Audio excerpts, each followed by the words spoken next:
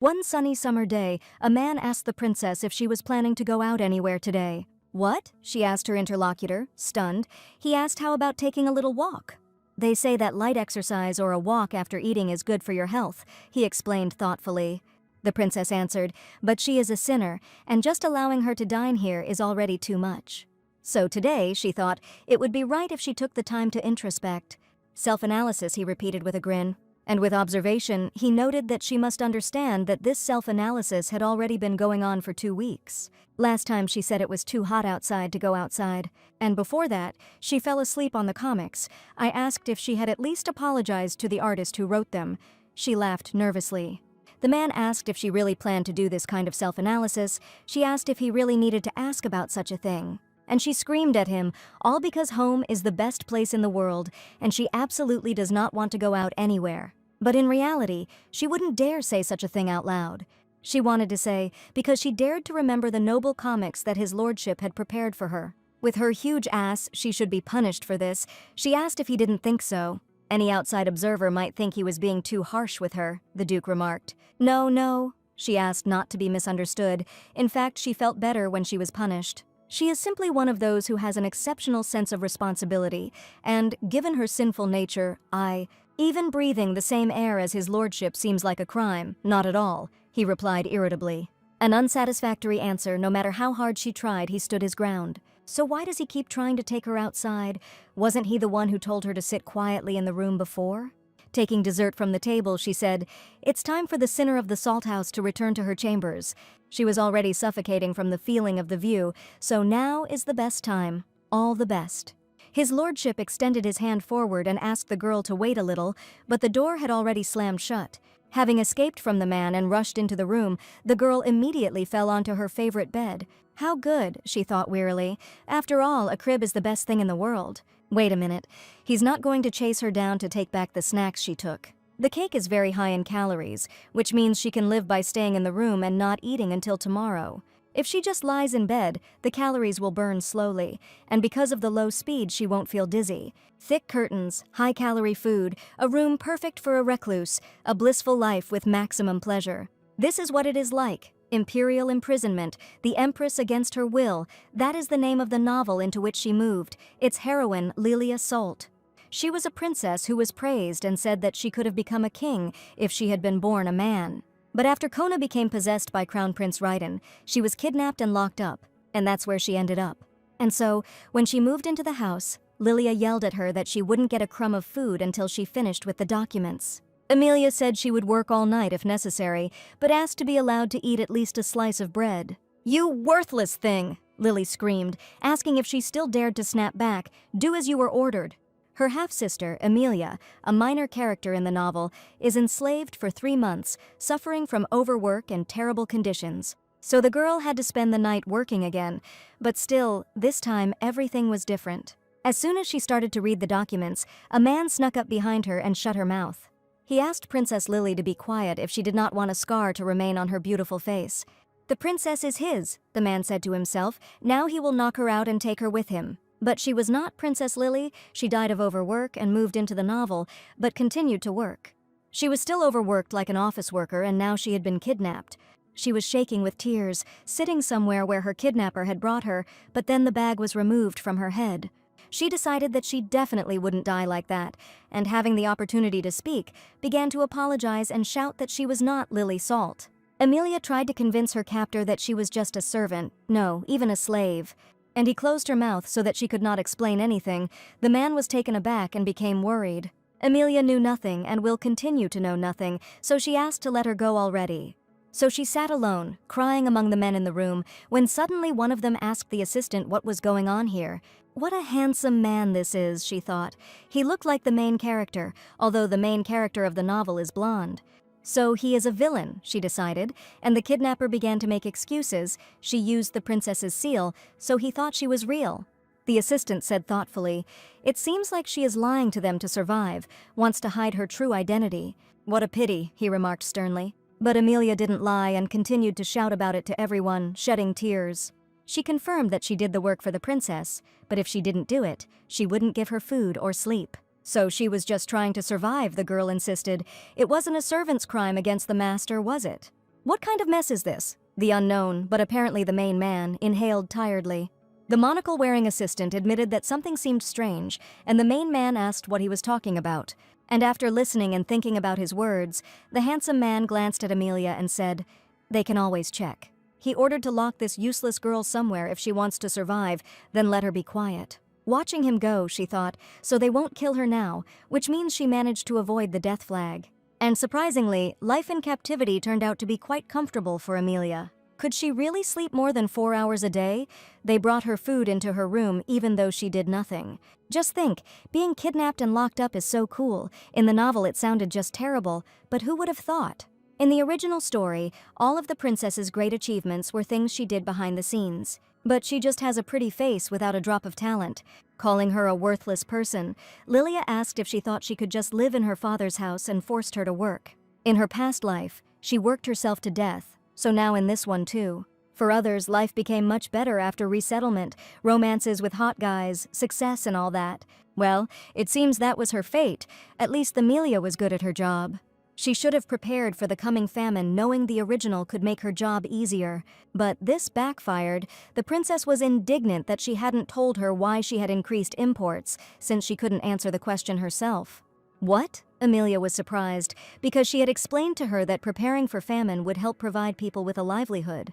And Lily, getting heated up, shouted irritably, and how was she supposed to know this? The girl was on edge and wondered why her stupid bosses were always angry with her. But in her past life, nor in her current life, her situation has not changed one bit. Only this place has become the most comfortable that she has ever had. If only she could stay here forever, never going outside, she thought then. But then the man called Amelia Salt to a conversation, calling her the second princess of the Salt Kingdom. Then he asked if this was really her real identity, and not Princess Lily Salt at all. Look at that. He found out about everything much faster than she thought. So is it really possible that her peaceful life will end like this? She confirmed that this was true, but he probably wouldn't believe it if she said that she was treated no better than a slave. A nervous laugh escaped her lips, and the man, having examined the obtained information again, came closer. And lighting up the room with a sly grin, he asked how about her trying to convince him. What the second princess, Amelia Salt, asked in shock. Recently, the Salt Kingdom has been acting strangely, with Princess Lilia seemingly spying on the Cleton Empire's plans. This made him incredibly angry, the Duke admitted, but in recent days. He took a document out of his jacket pocket and showed it to Amelia for her consideration. It was a trade certificate used by the Kingdom of Salt, which is why the Grand Duke was giving it to her. But then she realized that it was stated here that all the wheat that she had bought to prepare for the famine would be sold back to the Empire. Lily, what a fool you are. If she sells it now, the people of the kingdom will suffer later. No. What about the Empire? They already have a lot of wheat, so why would they buy it back, trying to increase the amount?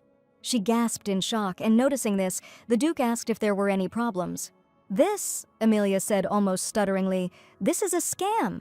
He sighed with satisfaction and asked why she decided so.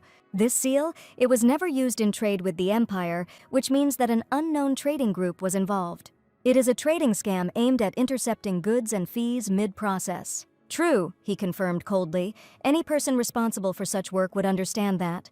They received a report from a spy in the Kingdom of Salt that Princess Lilia, contrary to her reputation, was not at all interested in business. So, if the girl's words are true, then the person who drove him crazy all the time. It wasn't Princess Lily at all, but then. He asked Princess Amelia to tell him how she managed to unravel the Empire's plans. The Duke asked if she had planted a spy without leaving any visible trace. A spy, she thought. No, that was not the point. It's simply because the original novel she read had the Empire's plan laid out in detail.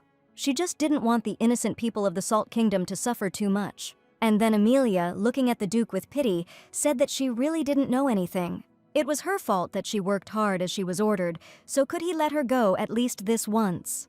Chikaya, he asked, so she would prefer to die rather than tell the secrets of the kingdom. The Salt Kingdom has many loyal people, even if they are illegitimate children. It's not like that. She just asked for mercy. In the Empire, he who lies, the Duke asked if she knew what fate awaited them next. Torture is usually brutal torture, and if they continue to refuse to talk, their mouths would be torn to shreds. But even if she said that she was an ordinary office plankton who had moved here, he would not believe her. At this rate, she will either be killed or tortured. Her life as a displaced person is already at rock bottom. It can't get any worse. She did not dare ask him to send her back, but she asked permission to ask something. And, receiving permission, she said that as he sees it, she is one of those who really works hard.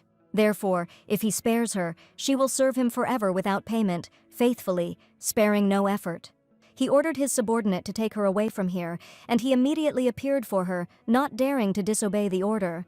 And he said that the price of lying to the Grand Duke would be paid under the harshest conditions. It can't be, Emilia thought in horror.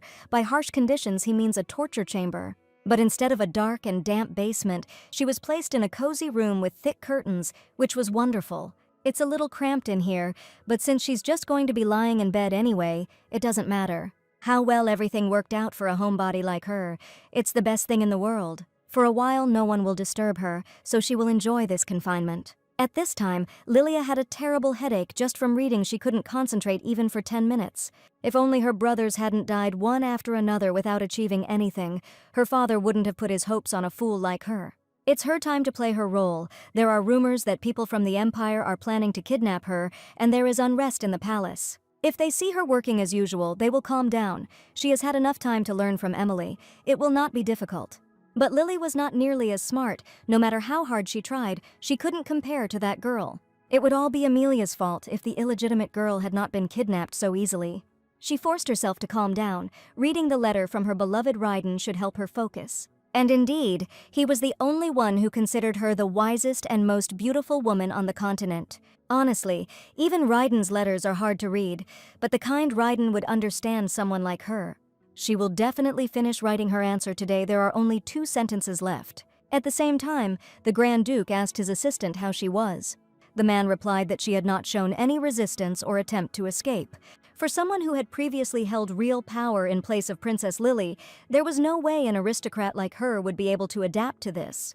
There was no way he could have adapted to something like that, but she bore it with fortitude and even looked like she was enjoying it immensely. But still, most of the aristocrats are begging for release after spending 3 days in prison, so she won't last long. Should he report this to the Crown Prince? Should they say that Lilia's kidnapping failed, but they were able to find out the truth? There are no signs of hard labor on her body, making it hard to believe that she is a slave. Her fair skin and blue eyes are typical of the royal family. She was as beautiful as Princess Lilia. The reason why Crown Prince Ryden was so obsessed with Lilia was because that she has both talent and beauty is simply perfect. But if what that girl said is true, then the Duke ordered the one who actually suited the Crown Prince's tastes to report that the kidnapping had failed. But he shouldn't say anything about Princess Emilia. The assistant asked in surprise why. The Grand Duke of the Empire explained that the Crown Prince did not need to know about her, and, opening the curtains, looking at the blue sky, he said, there is something he wanted to check. The next time Emilia opened her eyes, she saw ink and documents in front of her. Why was she working now? She thought she had been kidnapped and locked up and could finally rest. Just don't tell her that this heavenly life was a dream. Seriously, just an ordinary extra. Did she really think her life would change just because she was in a novel? Emilia jumped up from her seat in alarm and looked back. A voice behind her asked her not to worry. In this life, she too is destined to die of overwork and will be locked in her office until she dies of exhaustion. Buried under a mountain of paperwork, she will die senselessly again. Sleep, bringing her breathing in order, Emilia asked in fright. Thank God this is a dream. It seems that reading random books out of boredom causes very wild dreams. A comic book would have come in handy right now. Her life in lockdown was so comfortable that it had practically become boring. If she was missing something, she wouldn't even try to escape, but would just lie there like a seal all day. This is some kind of trick to make him lower his guard and she will try to escape. A pathetic ruse. When will this guy stop coming? She assured him that she was not going to run away and asked him to stop coming if he was busy, but he was devoted to His Grace the Grand Duke, and he ordered her to stop trying to tempt him. She wondered if she should just laugh at such moments. Today he came to deliver a message from the Duke. His lordship says that she seems to be quite happy with life here. But since the conditions are luxurious enough to satisfy the princess's demands, it is only fair that she pay for it. The conditions are indeed comfortable, but to call them luxurious is far from it, and since when has kidnapping and imprisonment required payment from the victim? She asked how much she should pay, and then he threw the documents at her. These were documents for the construction of a dam in the Grand Duchy, which had been postponed. His lordship wanted her to find out the reason for the delay and come up with ways to solve the problem. And why exactly, her Amelia asked awkwardly, wondering if it was too important to just give to a kidnapped prisoner. He recalled her words recently in the Duke's office and asked if there were any other objections, but there were none. But for reference, the deadline was 2 weeks. If she doesn't complete it within that time, she can imagine the consequences herself. She thought she would live a cozy, tragic life locked up, but instead she became a prisoner who was forced to work. In essence, the problem was solved. If it was really so, because of whom the emperor had often had a headache before, she would come up with a brilliant future. And if not, then she will have to pay for lying to him, won't she? Suddenly, the conversation between the advisor and the Duke was interrupted by the butler, who brought a message from Princess Amelia. There was no way she could have come to a decision in such a short time. He assumed she had sent a surrender letter. Or maybe she's finally willing to reveal information about the spies in exchange for a pardon. Wait. There was another envelope in the message. She would appreciate it if they sent it to the address below. The common people who worked on the construction of the dam could no longer bear such conditions and heat. Surely no one would come to their aid, and as if unknown forces had heard him, after a week of work, they heard the clatter of hooves. People who looked like mercenaries were rushing towards them, and the Duke's assistant who had arrived with them went down to the workers. Starting today, mercenaries from the Black Eagle Corps of the Illiman Confederation will assist in the construction of the dam. His lordship ordered that once they had completed the transfer of affairs, they could return to their lands. They could hire cooks from among women who were already actively working, these names being widows and single mothers. They are barely making ends meet. If they are hired as replacements, they will not have to call cooks from the estate. This will also help resolve the issue of providing food to the Black Eagle Corps. Amelia asked if there was anything else they might need. Then Oscar asked, stunned, how the hell she managed to do that. How did she manage to hire the Black Eagle Corps, which only worked for King Salt or according to the project of their emperor? Then the second princess happily explained that it was all thanks to his lordship. He deceived Salt and bought a huge supply of wheat on the cheap, and the kingdom suffered huge financial losses cleaning up the mess. This meant they had to cut back on the mercenaries they had hired, and the mercenaries were desperate for new work. Zeneva Golbro of the Illiman Federation, to whom she sent the letter, is the daughter of the Count, the owner of the Black Eagle, and the chief negotiator. And Amelia offered her a deal she couldn't refuse. Oscar asked about the details of the deal. She removed the points they didn't like, kept the ones they preferred, and with the Grand Duke's seal, she would never refuse. The Duke's assistant asked how she could be sure of that, as Amelia thought with a nervous smile, probably because she exchanged hundreds of letters with the Illiman Confederation and with that damn complicated woman. In any case, she delivered the result they wanted within 2 weeks, so the deadline was not missed. So she hopefully asked Amelia if she could now return to her room. Oscar was impressed. Only someone with serious management experience could have come up with such an employment plan. She clearly had a talent for this kind of work. The transfer went so smoothly that he wanted to learn from her. Thinking about this whole situation around the second princess, he became really interested. If she is so smart and capable, then why doesn't she even try to escape? Who knows? The assistant answered his master thoughtfully. Perhaps what she wants is here. And he made the bold assumption that this could be information about the Empire. The next morning, the Duke called Amelia to him and asked what she wanted. Since she had helped with the affairs of the Grand Duchy, he thought that in return he should fulfill one of her wishes. For example, a daily walk or a tour of the estate, something like that, he said suspiciously. Feeling that the Duke would not give in, Amelia thought, she already had a good room, what else? Or perhaps, she wondered, was it something else the Duke had asked to be allowed to hear? Then the girl realized that this was her chance. She was very comfortable, but frankly speaking, a little bored. And to improve the quality of life of a homebody, he really needed something. She wanted to live in a room filled to the brim with comics. Comics? The Grand Duke asked her again, alarmed. Yes, she exclaimed. The books in her room were so boring that she was dying to read comics. But, as luck would have it, the Duke, breaking all the young girl's dreams, asked what it was. Only now did she remember that this was a world inside a novel, and naturally, they didn't know what comics were. Will Amelia be able to explain to the Northern Grand Duke of the romantic fantasy world what comics are and convince him? However, after some time, there were many people in the duchy who were unfamiliar to Amelia. Oscar introduced Mr. Brown, the former artist, to the Emperor, and the others behind him, the art teachers at the academy.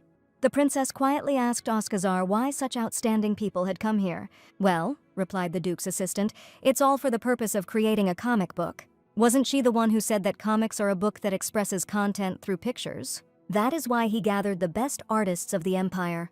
Would such talented people really publish comics just for her to read? Amelia felt remorse, and Winchester noticed that she looked dissatisfied, and he suggested that she might want something more. "Come," said his lordship, "she as a princess can speak freely." "No," she cried, "nothing at all." "Excellent, then," he asked. "Make sure that you explain everything to them well. What exactly are you explaining?" she asked timidly.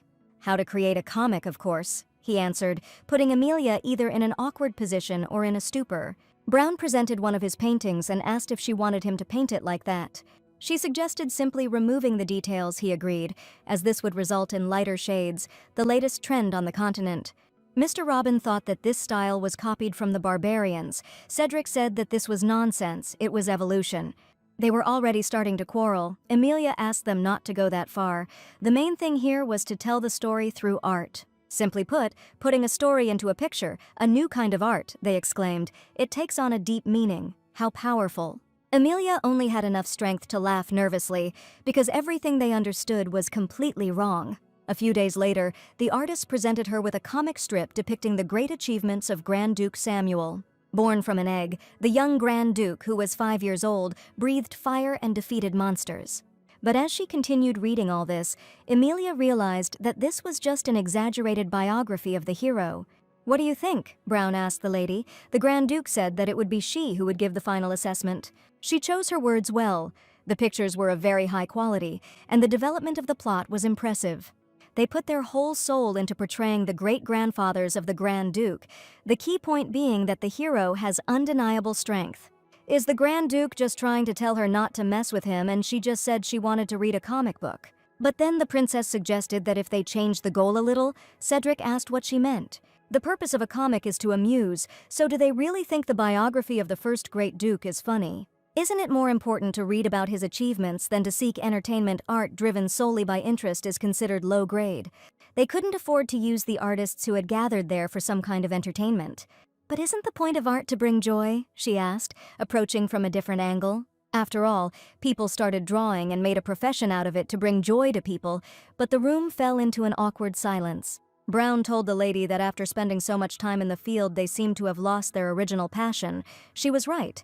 They first picked up a brush because it was fun, but somewhere along the way they started teaching about the greatness of art. They wanted to brand themselves with this art that brings joy to the audience. That's what comics really are. After these words, the other artists agreed with Brown and the lady, and, inspired, asked what she wanted them to do. And Amelia said she thought she could come up with a funny story for them, but there was something she wanted to ask. Opening the book, she asked the men who had drawn the sketches for this page. A shy girl was brought to the princess. She introduced herself as Ashley, Master Robin's apprentice, and heard that she wanted to see her. Amelia greeted the girl happily and said that she had heard that she was the one who had done the sketches for this page. Yes, she admitted. In 18 years she had never completed a single full-fledged work, and this time she had barely managed to help. Suddenly she asked in fright if there was something wrong with her part of the job. Everyone says they've never seen such strange sketches before, and if the project fails, it's all her fault. "That's not true," Amelia interrupted her. "That's the only thing that's remarkable about this comic." It was her sketch. Ashley couldn't believe her ears when she heard it, but it was the only page that looked like a comic book. Compared to the official work, the framing and positioning of the shot are simply perfect. And so Emily told Ashley that she wanted to trust her with the most important part of this comic. Ashley was caught up by the academy students. They heard that the young lady had called her to her. The bully asked what she told her, whether she ordered her to abandon all subsequent projects. "No," Ashley admitted modestly. "The young lady asked her to take responsibility for the shot." However, the other students took the princess's compliment as a reason to mock the unsuccessful artist. As for the main illustrations, she could charge more, because he can handle them among all the students. He has the best skills. Ever since his time at the academy, he had been called a child prodigy, unlike someone who hadn't moved an inch in ages. Frankly speaking, he thought she could get that lady's patronage. Without such a person, she would soon be kicked out and die of hunger. Try your best. Who knows, maybe in 20 years she will be able to hold an exhibition in some seedy corner of the empire. But even after all the nasty words from her classmates, Ashley remembered that the lady actually believed in her talent. A talent that even she herself doesn't believe in, a frame director in comics, was fired up by Ashley's motivation. Entering the Duke's office again, Amelia asked if she could find out why she had been summoned again. He heard that the princess had been very busy with the comic book project lately, and asked if she was sure that she didn't need anything else. Amelia was hesitant to talk about the difficulties she had encountered, and she asked if it wasn't too much, could she have a couple of extra appetizers? The Duke watched the princess, saw her nervousness. He believed that she needed something more. So the only thing she wanted was snacks and comics. She begged him not to look at her like that. And she couldn't just say outright that she wanted to live her life alone in her room. She asked if she had made a mistake in something. Sighing, Winchester said he had something to give her and asked her to come in. And, seeing the man entering the office, Amelia froze in bewilderment. The girl in the maid's costume walked forward and joyfully greeted the mistress. "Who is this?" asked Amelia. The girl introduced herself as Lolita and said that from today on she would be her assistant. Radiating 100% extrovert energy, Lolita talked to Emily, asked what she could call her and about her first impressions. She was looking forward to serving the lady, so the thing he would give her was this man. "If she needs anything, ask Lolita without hesitation," the Duke said. "She just asked for an extra snack, so why did he assign a person to her?" Emily thanked. Lolita was glad to be her assistant. Everyone was interested to know about their new guest, and she felt relieved to see that she was kind. Lolita seemed to be answering her questions from her thoughts, and during the monologue she realized that the Duke wanted her eardrums to burst. The gist of the monologue was that she was an unknown guest among the staff, personally invited by the Duke of Winchester. And Lolita was assigned to her under the pretext of serving, but in fact, she is here to keep an eye on her, of course. She asked what Miss planned to do today and how Lolita could help her. Amelia asked her for a favor, actually. It was just in time as she had something on her mind. "Just tell me," Lolita exclaimed enthusiastically, as if she was ready to rush into battle. Apprentice artists gathered at the estate, following Lady Emily's orders, and Ashley was to lead the process. This is a new story that the young lady has prepared for them, and Ashley has prepared a storyboard based on it. After leafing through the papers, Sirius shouted, "What the hell is this? This frame only had a background." They asked if it was because she couldn't draw people that she wanted them to draw the background, and they criticized her perspective. Why should they listen to her? She's always at the bottom if anyone needs to lead them. It's the best student, Sirius. Ashley, frightened by such pressure, understood all the indignation of her classmates. Lolita followed most of this conversation, memorizing important aspects for her report. As the lady had feared, it did not seem as if any of them were listening to Mistress Ashley, and they even dismissed her judgment, saying it was done out of pity. As she thought, since Ashley was recommended by the so-called suspicious young lady, naturally they would not believe her abilities. "In that case, they just need to do everything differently," Lolita asked in surprise. "Let's go visit the Duke," the second princess of the Salt Kingdom confidently stated. The master's students asked if they wanted to organize a competition for the position of shot director. "Yes," she replied, since it seemed that everyone was having difficulty accepting Mrs. Ashley, who had been recommended to her. They will compare the comic drawn by Ms. Ashley with one drawn by another artist, and the one who does the best work will take the director's place. If a leader is chosen in this way, then everyone must have the desire to follow him. Sirius asked, "Who will be the judge?" If a person who prefers a certain style were to judge, wouldn't the result be unfair? "Naturally," the princess replied, "the assessment must come from a person whom everyone recognizes. And that person will be the Duke of Winchester himself," the girl announced. The Duke of Winchester will personally act as judge. Many of the students were worried. However, Sirius thought this was their chance to impress him. Once his lordship saw his work, he would immediately understand that he was the best. However, if they find themselves accepting the result, they must leave the duchy, whether they really agree or not.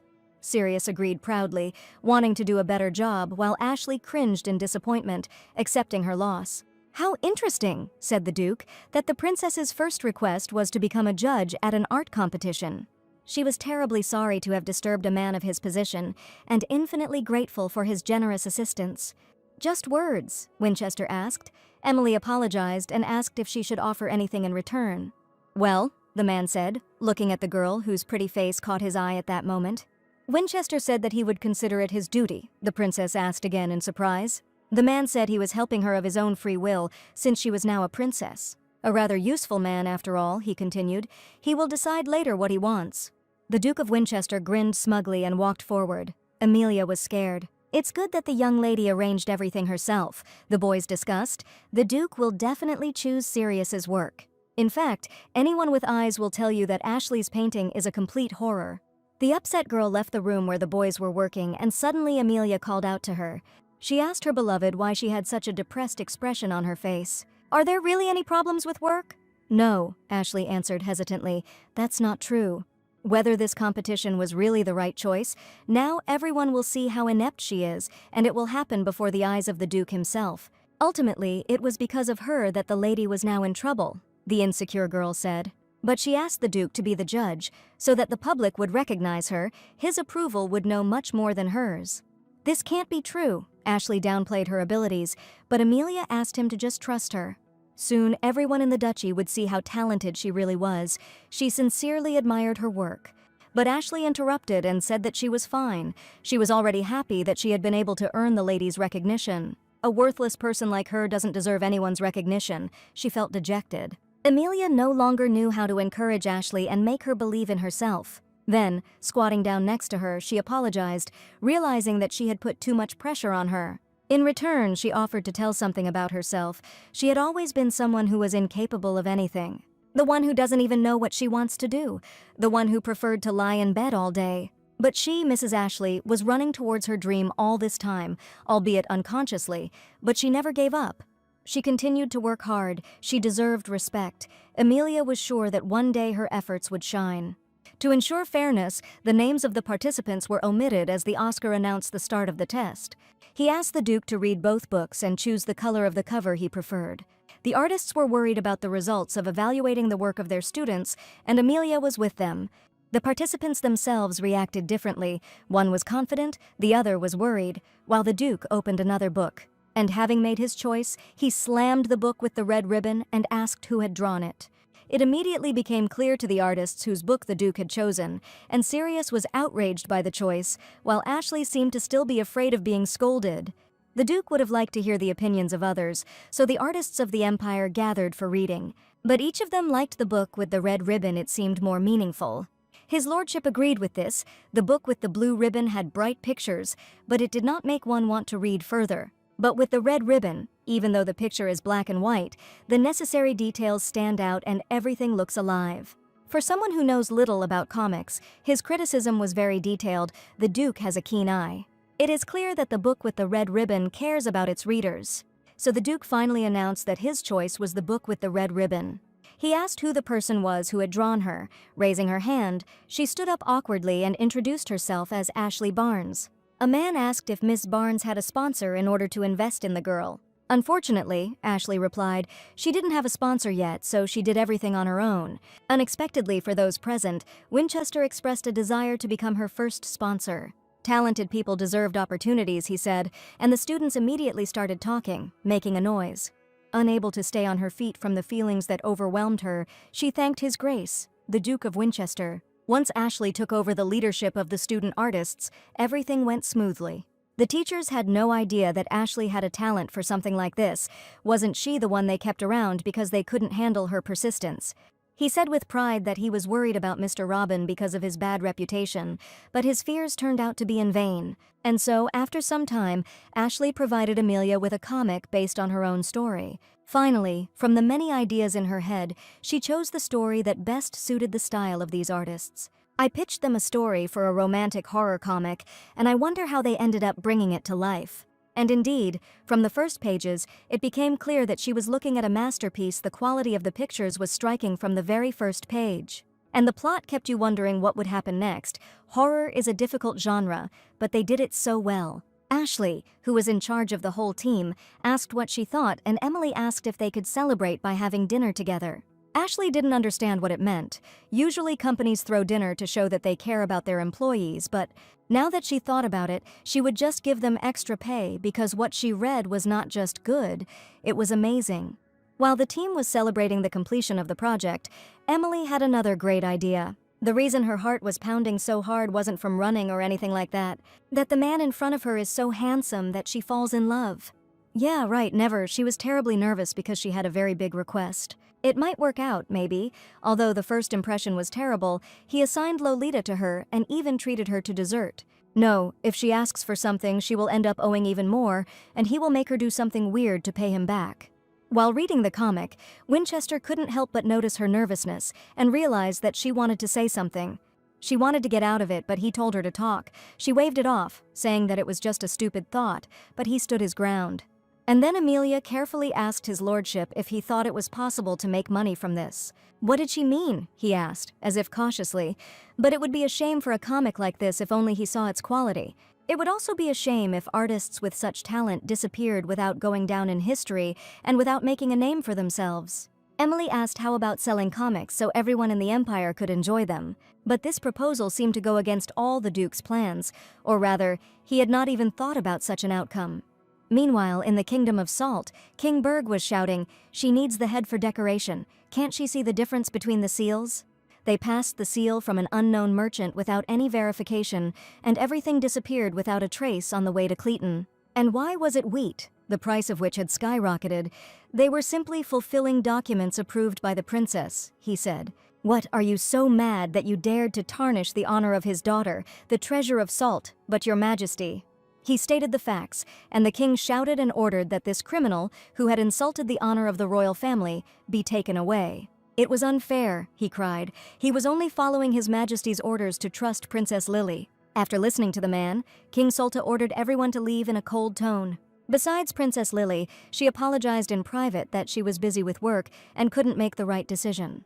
She admitted that she was too overwhelmed. She really wanted to succeed. She really did, but her voice was trembling. When Amelia was here, something like this would never have happened. Is Lilia really that incapable compared to an illegitimate child? No, it was all because Amelia was always on her side, which made her complacent. If she could handle it herself, she would become better, the king believed. He said not to repeat such a mistake twice. Yes, of course, father, answered the beloved princess. However, alone, she shed tears and wondered why this happened to her. She tried so hard, but no matter how much effort she put in, she couldn't compare to this girl. Why should she, a noble princess, live like her? Perhaps if she had been born as a simple servant like her, she could have learned to strive hard to achieve something. But she was born a princess. Why should such a noble princess like her suffer such humiliation? The princess was suddenly called out. The shining pearl of Salt should not have been shown in such a state. And wiping away her tears, she suddenly looked around asking who, but suddenly froze in surprise. Extending his hand, the man asked if he had arrived at the wrong time. It was Mason Ravioli, her fiancé, a man renowned for his wealth and dignity, but with one fatal flaw, his appearance. Lilia brushed it off, saying that she was just a little nervous about her management work. And then she asked Count Mason what brought him here. It had been a long time since their engagement ceremony, so he thought it was time to discuss their marriage. Considering that His Majesty's mood was already spoiled by diplomatic problems, she thought her marriage would be premature. Mason always respected Her Highness's wishes and asked the princess to have a good rest. Lily snorted, watching him go. Did he really think she would marry a freak like him? The Crown Prince of Cletana is in love with her, so she will soon break off the engagement and become Ryden's wife. As far as she knows, less than 50% of Cleaton can read, but even if a person is illiterate, he can understand the context and content of the comic from the pictures, and it is more entertaining. As more people learn to read to understand content, they can expect positive literacy rates. What the hell is she thinking? Winchester thought, looking warily at the princess. A prominent figure who used Princess Lilia as a figurehead and controlled all palace affairs. She doesn't even try to escape, but only did inexplicable things, and now she wants to start her own business. A genius who saw through plans and always acted one step ahead. There must be an ulterior motive behind this woman's actions. To clarify her true goals, perhaps he should play along with her now and ask how she planned to distribute them. Realizing that he agreed, Amelia happily asked how about publishing them in the Empire's newspaper. At first, they will pay for the cost and rental space, but once they gain popularity, they will be paid for publishing the comic. And so they can pay the artists a share of the profits. Does she really think that this will bring in significant profits? From the newspaper, Amelia explained, she expected advertising and not profit at all. And later they will start producing and selling the comics themselves, she announced enthusiastically. Then the Duke asked, and the princess froze, thinking for a second. The printing system runs through the magic tower, but it's currently experiencing serious problems, Winchester reminded. All the magicians are busy trying to solve them and have even given up earning a living. Amelia remembered this from the plot of the novel, the resolution of the core of the magic tower. In the story, Lilia gave them advice, but they did not accept it. The magic tower collapsed. All the magicians fell. Trade suffered losses. Food shortages became catastrophic and countless people died. Amelia did not want to allow this outcome and asked if she could pay a visit to the magic tower. She knew the solution from Lilia's original suggestion, but to put it into practice, she would have to go to the magic tower. Yes, Amelia said confidently. She wanted to understand the problem and, if possible, come up with a solution. His lordship thought about the request. It was the first time the girl had asked to go out somewhere. A magic tower, a distraction to escape to Solt, or she wants to meet someone. Well, he will find out when they are there. The Duke has given his consent to leave.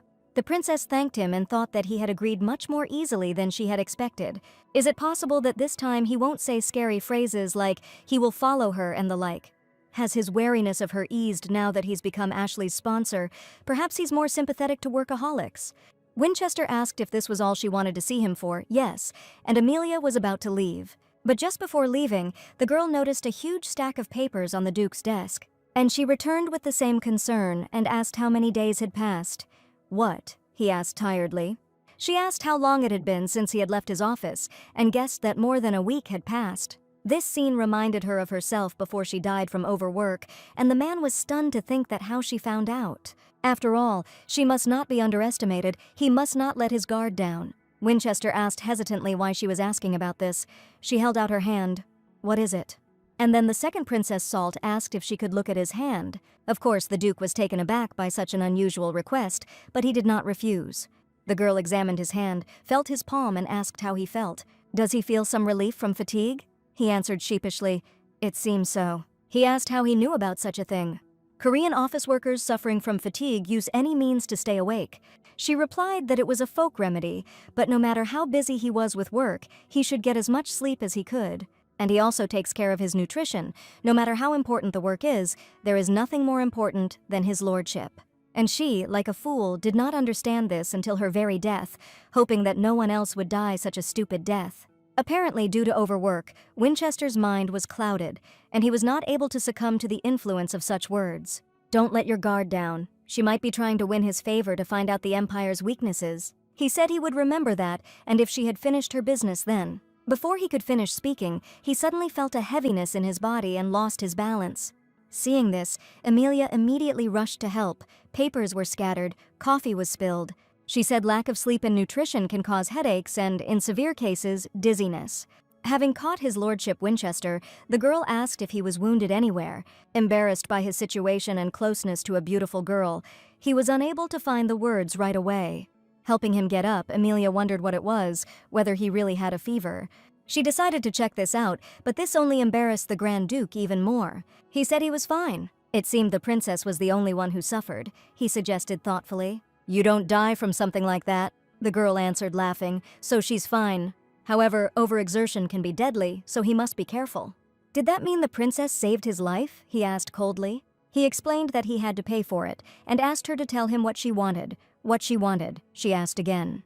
Maybe now she should have asked for snacks, and not people. The girl tormented herself with thoughts. Something came into her head, and Amelia said that she really needed something. It was a weapon made of parthenium. She thought there must be something like it in the Grand Duke's estate. Parthenium was a rare material that was resistant to mana and difficult to process. He asked why she needed it. Amelia replied that she only wanted to borrow it for the trip to the magic tower. It will be easier to discuss matters if she uses an artifact that looks impressive. And Winchester answered thoughtfully, he had a hammer made of parthenium. Then, she cried out enthusiastically, but the Duke shattered her dreams. He could not give it to her. Technically, she was currently being held captive within the Grand Duchy, and he couldn't give her a weapon. And Winchester wasn't just wrong, but if she really needed to bring it to the magic tower, he gave hope again. After all, fortunately, he had a way. To put it simply, Winchester wanted to say that he would go with her to the magic tower. He asked if she really thought he would let her go alone. Amelia couldn't utter a word. He's busy, after all. She asked if he was sure it was worth wasting his time on her. Why couldn't he send one of his subordinates? Why bother going there himself? Well, he said, placing his hand on the crystal before leaving, he couldn't allow her to share a room with just anyone. What? Amelia asked in surprise. What did he say? Did she hear him correctly? She tried to find out. But the next moment they were transported to the magic tower. The Duke asked if it was indicated by the teleport. No, she answered and screamed. That means she and the Grand Duke will share a room while they are here. Yes, he answered. Of course, they will have different beds, and they will be in different rooms. In her past life, due to overwork, she died alone and never shared a room with a man. But she couldn't say that she was too embarrassed the Duke had completely different thoughts in his head. She must have had a reason why she was so keen to take the Partanium to the tower. All this talk of business was just a smokescreen. Even her friendliness towards him is probably just to make him lower his guard. So don't give in. Be on your guard. Now that they are in the magic tower, she will soon reveal her true motives. The girl who planted spies even in the Imperial Palace, he needs to find out who she wanted to meet here. His lordship was informed through his magic ball that he had a guest requesting an audience. Thomas Donald, a representative of the diplomatic delegation of the Kingdom of Salt, both were surprised. And Amelia saw in the man from her own kingdom a threat disturbing her peaceful life. Why is the envoy of the Kingdom of Salt looking for him? Don't tell me. He thought that he learned that Princess Emily was here. So she really did come to the Magic Tower to meet with an influential ally from her country. If she plans to escape with his help, then... But turning around, he saw the girl running away. Seeing Amelia's anxiety, the man looked in on her and asked what she was doing there. Amelia screamed that she would be quieter than grass, lower than water, and asked the Duke to pretend that she was not there at all. Winchester could not understand the motives of the second Princess Salt. While he was thinking about one thing, she was doing something else. Thomas soon arrived at the Duke of Winchester's office, and it was an honor to finally meet him. The man had heard a lot about his reputation, and it was a great honor for their house. Thomas Donald, the one who called her a disgrace to the royal family for being illegitimate and despised her to the extreme. And he also made her work like a pony, on Lilia's orders. It's scary to remember. The Duke suggested keeping it brief, and Thomas agreed. The reason he had come here was... With the food shortage in the Kingdom of Salt, Amelia felt the reproach in his words, as she had feared. In fact, the reason why they were in such a hurry to the Magic Tower to find a way to solve it, but they were refused. In the original, it was at this moment that famine began in the Kingdom of Salt, and ordinary people began to die. She tried to avoid this, but... If he could help ease even a little of Cleaton's ban on the wheat trade, the Salt royal family would pay for his help. But the Duke saw no reason why he should concern himself with matters that did not concern him. The problem of the Salt people's hunger must be solved by the Salt royal family, and the Duke was about to cruelly refuse the envoy when suddenly Amelia pulled him away. Concerned for the civilian population of her country, she begged the Duke to help them. Winchester looked at the girl kneeling in front of him in shock, while Thomas also fell to his knees, begging the Duke. Their Princess Lilia is so saddened by the hunger of her people that she cries every single day. He spoke about something else, begging for help, but Winchester coldly and sharply refused. He spoke of the special relationship between the princess and the prince of their empire, but he continued to chatter about things that had nothing to do with him. "That's enough," the man said to the messenger and asked him to leave, but then Amelia pulled his pants down. And crying reminded him that it was all his fault, which Winchester was indignant about. If he hadn't wanted to test her with this wheat scam, innocent people wouldn't be starving now. Amelia begged him and asked him if he couldn't help her. The Duke looked at her with an ambiguous expression on his face, making a decision. It was a problem. It was absurd to stay here after he had refused them, but if he tries to move by force now, his pants will fall down. If people in the border region can't stand it and start stealing, it will become a problem for them too. He will order the knights from his territory to deal with the wheat issue. Thomas thanked him enthusiastically, and Princess Lily would soon express her gratitude. And with his permission, the man said that he would go. The Duke at this time was still sorting out his pants. And when Amelia, having finally achieved her goal, let go of the Duke's trouser leg, he ordered her to leave. And to explain, Amelia trembled with fear in front of the gloomy Duke, calling for her mother. Because of him, the people of Salt are suffering. Does he not feel a drop of guilt? But she could not say so directly. In exchange for Salt's help, Amelia promised to help him, his lordship. She will make sure he survives, even if war breaks out with Crown Prince Raiden. "What did she say?" the man asked again, shuddering and clutching his shoulder with anxiety. When she was first kidnapped, she didn't know who he was, but after staying in the Grand Duchy, she realized it. This man is the half-brother who was a thorn in the side of the original's protagonist, Crown Prince Raiden. Raiden, a madman obsessed with power, and Princess Lilia. In eliminating his rivals, he did not hesitate to frame the innocent and exile them, or even kill them. And Amelia was worried that this man would probably be next. The fact that Crown Prince Raiden wants to keep him under his thumb is information that is known only to the highest inner circle. Just think, she was able to understand their complex relationship. Her information network was so wide. "Princess?" he said as he approached closer. The more he learned about her, the more interest flared up in him. What about? She asked timidly, a chill running through her body. Winchester didn't understand a single thing she did. The more he learned about her, the more he became interested in her true identity. How had he not noticed such an important person until now? Just a few years ago, he thought he knew everything. Everything that is needed about the Kingdom of Salt. He arranged a meeting with the owner of the Magic Tower for tomorrow. Apparently there is a problem with the tower's core, so its owner can't leave the tower. They can talk right next to him. Yes, she will be able to access directly the core of the Magic Tower, I understand, she replied. Tomorrow we will go together. Yes, the Duke replied with a sly grin. He was looking forward to tomorrow. The reason she came to the Magic Tower will soon be revealed, as will the reason she hid from Salt's messenger. And also, why did she take his side? Emily wondered what he was waiting for there with impatience. The next day, in the Magic Tower, the magician greeted His Grace, the Grand Duke of Winchester. He apologized for the fact that due to the tower's internal problems, he was forced to meet him in such a place. He said that he wanted to introduce someone, and she was a guest who was staying with him temporarily. She said that she would like to make a business proposal to the Magic Tower. The magician was surprised. He appreciated all of this, but right now all the mages in the Magic Tower were busy, which is why she wanted to show him something, Emilia explained. The princess asked his lordship if she could borrow it for a while. The Duke handed over a weapon made of partanium to the tower's chief mage. She was sure that this item would be useful to the Magic Tower. Well, partanium was certainly a rare ore, but he wasn't sure how it could help the Magic Tower. And Emilia enthusiastically grabbed the hammer and said that she would show him. This is the same method that Lily originally suggested using, but the tower's owner refused to listen. Emilia swung her hammer and stood in front of the core of the Magic Tower and struck. The magicians present and the owner of the tower jumped in fear, and the Duke was taken aback, not expecting such an outcome. The solution to the problem of the Magic Tower and the novel was to completely destroy the magic core. "The core is broken," the magicians exclaimed. They put so much magical power into restoring it. "What is this?" they shouted. "The destruction of the magic core will affect the entire Magic Tower." The tower began to shake, and then the owner of the tower screamed, "The Magic Tower is collapsing." But a moment later, the trembling throughout the tower stopped, and the magicians froze in shock, turning around. The man asked in shock what had happened to the core, directing everyone's attention to it. And of course, next to the absolutely intact core stood the culprit of all the celebration and anxiety of the magicians. Upon examination, it became clear that the core had been restored, and the flow of magical power had also stabilized.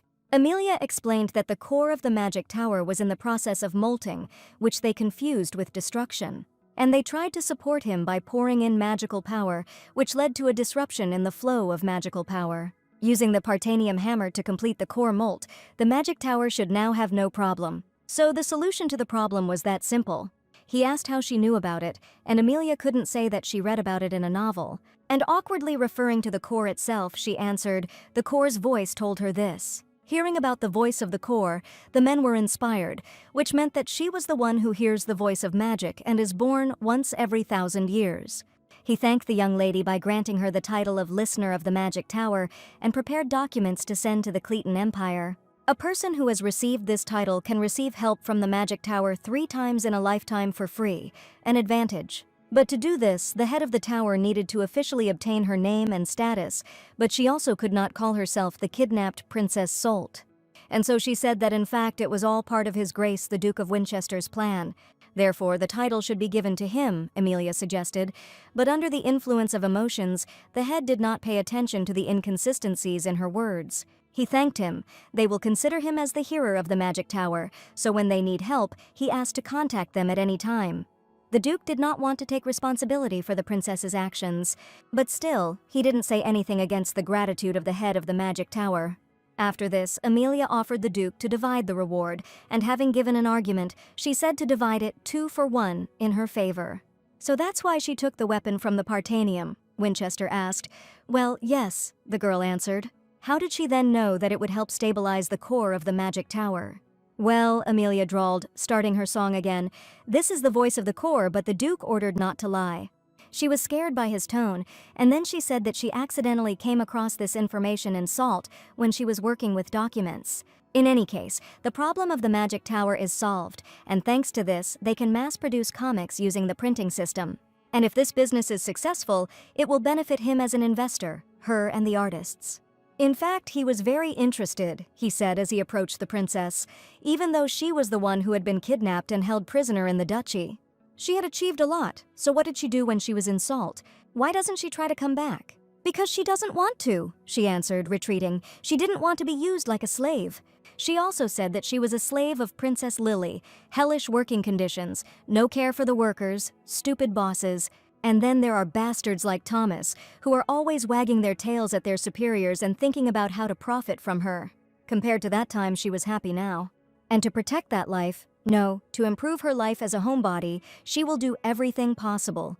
That's why she begged him not to drive her away. She even shared with him the privilege of the title of the Magic Tower and would share the profits from the comics.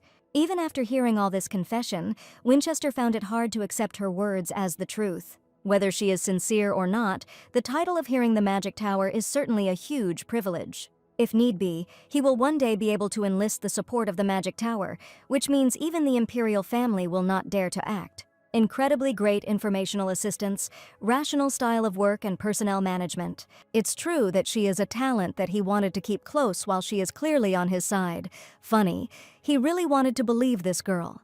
He suggested that Amelia meet again with the owner of the Magic Tower and discuss the details for their comic book business. As a result, the comic book business became a huge hit and quickly sold out.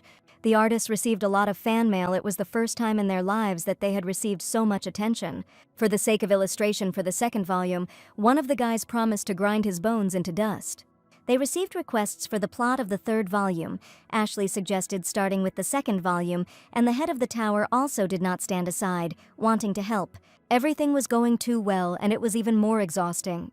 The sunlight was too strong. Lolita asked the lady if she hadn't slept enough again today. The Duke gave her a new room. Lily thought that it was much better here, more spacious and brighter. The room was really good, but the problem was that she, who could barely fall asleep at dawn, woke up every morning to the terrible sunlight. It was a pity that the curtains couldn't have been at least a little thicker, not as much as the ones she used in her past life, but still. Wait, thick curtains, that's right. Amelia had a new idea. By that time, news had reached the prince that the Grand Duke of Winchester had received the title of Listener of the Magic Tower. Yes, the advisor replied. It seemed he had given important advice that helped solve the problem related to the core of the Magic Tower. He failed to kidnap Princess Lily and performs poorly in every task he assigns him. And now he's also intervened in the affairs of the Magic Tower. It looks like he needs to be taught a lesson. Amelia came to the Duke again, overwhelmed with work, and he asked, "So it means she wants to buy the pallet skin?" "Yes," the princess answered enthusiastically. And it wasn't difficult, but Winchester was interested in what she had in mind this time. She had heard that the pallet population had grown dramatically in the past few years, and that the Grand Duke personally led the destruction team. In fact, she just remembered something from the original. "I also heard that the Grand Duke's territory had a problem with where to store the huge amount of leather. That's why she wanted to try to make something new out of it." "Okay, go ahead." The Duke gave her permission. Amelia could not believe his generosity. The estate is overflowing with pallet leather. If it's useful, then how can they get rid of it? 2 birds with 1 stone. The princess happily thanked him and said that she would go, but Winchester asked her to wait. He asked what exactly she wanted to create. Pausing for a moment, Amelia looked back at the man and cheerfully announced that it was a secret for now. Having achieved her goals for the day, Amelia said how long it had been since she had been in bed. She thought maybe he should just tell him everything. Winchester said he would tell Oscar about it, and she felt a little awkward seeing his disappointed face. "But no," she immediately snapped, "ruining a gift for the one it was intended for is wrong." Lately, everyone at the Grand Duke's estate had been suffering from lack of sleep. Since the Crown Prince had him under control, the Duke had to lead the magical beast taming squad. As soon as he returned, there was work to catch up on, so she came up with an idea, an item that would give everyone a sweet and deep sleep. Judging by the amount of paperwork that has accumulated, it looks like the Grand Duke won't be able to sleep tonight. But perhaps because he was tired, he seemed a little sexier than usual. No, she drove away dirty thoughts. You can't think about work in a sacred bed. She makes blackout curtains for herself, just like that. Of course, also for Lolita, for Oscar, and will give some to the Grand Duke, since that is what she does. But the next day, Amelia was in shock and asked Oscar what it was. "A warehouse," answered the Duke's assistant, and the princess understood him, came closer and opened the door. She asked what this horrible amount of junk was. There was so much stuff there that you couldn't even close the door. His lordship, for her sake, the princess, ordered all the pallets located on his territory to be collected and delivered here. It may be a caring gesture for men, but this little bastard is a Grand Duke. It was as if he was offering her to watch how she would suffer here, although in their past life they had had enmity. There really was an incredible amount of skins inside, just as Amelia thought. There were many more of them here, but if he collected so many skins, how many pacification operations did he endure? In that case, didn't the Grand Duke do all the work of the Empire with his own hands? Suddenly, she smelled an aroma and grimaced, asking what that disgusting smell was. It's the smell of pallet skins, Oscar explained. The skins stored here had not yet been cleaned, and there was a strong smell of decay. Amelia asked why he was standing there then. Oscar proudly replied that he had a weak stomach. Amelia asked Lolita if she knew how to turn this skin into tan. Of course, she answered enthusiastically. She was well acquainted with the skin processing specialist. Her name was Mrs. Rainey. She was the mother of the seamstress, and she had no equal in the Winchester area. Her fingers are so thin and graceful that watching her work is like enjoying playing the harp. The princess asked if she could meet with Mrs. Rainey right now, of course, Lolita replied. So they found themselves in the reception room of the Grand Duke's estate, and the girl asked if she wanted to see her. The masculine woman asked Amelia what she could do for her. Lolita, crying from fear, thought the princess, why didn't she tell her that she was so unstoppable? Amelia asked herself not to be nervous, said nothing special. She would like to trust Lady Rainey with the work of the pallet skins, the princess forced out. The woman appreciated the lady's offer, but was forced to refuse. Why? Amelia asked. Do they pay too little for working with leather pallets? She answered, considering the labor intensity. Especially in such hot weather, when demand for it has dropped, it is unlikely that anyone will want it. At times like these, working with pallet leather comes with enormous risks. She apologized for not living up to her expectations, but no, everything is fine, Amelia answered. But in reality, everything was not okay at all, not a bit. She would be left without a blackout curtain. The cozy morning when she wakes up without the scorching rays of the sun, she could not give up so easily. She provoked the brain to think that another way out had to be found. But then the seamstress apologetically asked what exactly she wanted to create from the pallet fabric. Curtains, the princess replied, which puzzled Rainey. She said that this fabric does not allow sunlight to pass through and is only suitable for carpets. There it was. Amelia found a way to convince her. She wanted to create blackout curtains that would block out all the sunlight. It was a secret, but in fact it was for the Grand Duke's estate. She confidently explained the essence. Lately, everyone has been so busy that they have barely been able to get any sleep at night, she said emotionally. That's why she wanted to help them rest comfortably even during the day. And come to think of it, everyone in this estate looks exhausted, but still. The story was touching, but she is a businesswoman, she needs to be practical, and she asked for forgiveness. Lady Rainey, Amelia said to her, you have said an excellent thing. She asked what about the offer that she would pay her more than the cost of the most expensive fabric, and if she works overtime, then she will double the pay. If she still refuses, then unfortunately she will have to find someone else. After the deal was completed, Lolita exclaimed to the lady that it was impressive and asked how she had managed to make such a bold offer. And if you work overtime, he will double the pay, Lolita quoted. In all her years of work in the Empire, she had never heard such a proposal. True, Amelia asked modestly, in the place where she lived, something like this was the norm. But then, after hesitating, Lolita asked the lady if she could really allow this. The offer was tempting, and Raina had no reason to refuse the generous job, but to process the leather she needs several additional professional workers. And tanners too, of course, the princess replied. Just hire as many as you need. That's what she said, reminding Miss Emily of Lolita. But now she is a prisoner, and also broke, since she is the one planning to cover all the expenses. She just asked me not to say that she made such a proposal without a backup plan. But Amelia asked Lolita not to worry. She had already thought of everything. The princess knocked on Oscar's office door, and when he allowed her in, she greeted him. Just look at these piles of papers. Everything here was even worse than in the Grand Duke's office. Oscar had to report to his lordship soon, so he couldn't stop working. And he asked her to forgive him for talking while he was working, of course. She answered awkwardly. He was very busy after all. Not at all, just reviews comic book distribution contracts and processes interview requests. He files tax reports and documents the completion of construction, and he also spent the entire night collecting pallet skins. He's not busy at all, Oscar said, laughing hysterically. Well, in short, the translation of his words is this: say what you need to say and get lost. Amelia agreed to cooperate and, being brief, ordered that her money be given to her. What money? He asked irritably. Money, she explained sweetly, that she had honestly earned from the profits of the comics. Oh, so she meant royalties. Exactly, she exclaimed and asked if she could have them right now, of course. Oscar answered, they are princesses. But, unable to resist asking, the man asked if he could find out why she needed them. Princess Amelia couldn't tell now, but it was very urgent, and the tired man had already resigned himself to it. He gave her the seal of the Grand Duke and the key. She should take them to the Pascal Trade Guild. They will help her.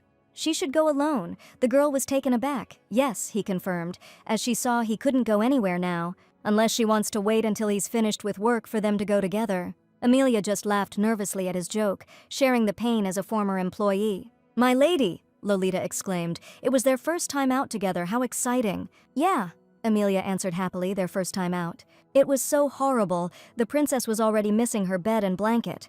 Lolita asked her lady to look where, asked Amelia, did she find the Pascal Trading Guild? Pulling the princess along, Lolita told the lady that this necklace would suit her perfectly. And yet, Amelia thought with a smile, perhaps going out somewhere every now and then wasn't so bad. While the girls were chatting pleasantly and choosing jewelry, a man from the alley had already set his sights on them. From Oscar's report, Winchester learned that the princess had asked for her share of the fee. He didn't understand why she suddenly needed money and asked his assistant that he hadn't heard what she needed it for. True, answered Oscar. She only said that it was very urgent. Urgently then, the Duke repeated anxiously and asked where the princess was now. At this time, Amelia was surprised by the queue to get into the trade guild. Well, Pascal deals with more than just finance. The princess sighed, thinking that they would not be able to return to the estate until the evening. Lolita asked the lady in surprise what she was doing, and she asked what she was talking about getting in line. The maid, laughing at her mistress's ignorance, said that it was not their turn here. So she dragged her to the man, who looked at them with a stern, piercing gaze. He asked if they could see the line of people behind him. If they wanted to get in, go to the end of the line. Then the girl said that she would like to get something from her cell and handed over the Duke's seal. Upon seeing the family heirloom, the man was initially taken aback, but then quickly softened. He asked the girls to forgive him and said that he would take them inside, asking them to follow him. Amelia was surprised at how differently visitors and VIP clients were treated. They went down very deep, and the princess wondered how far they would go. We went down to the door guarded by men and went even further. And only after passing through another hall did the man inform the girls that they had arrived.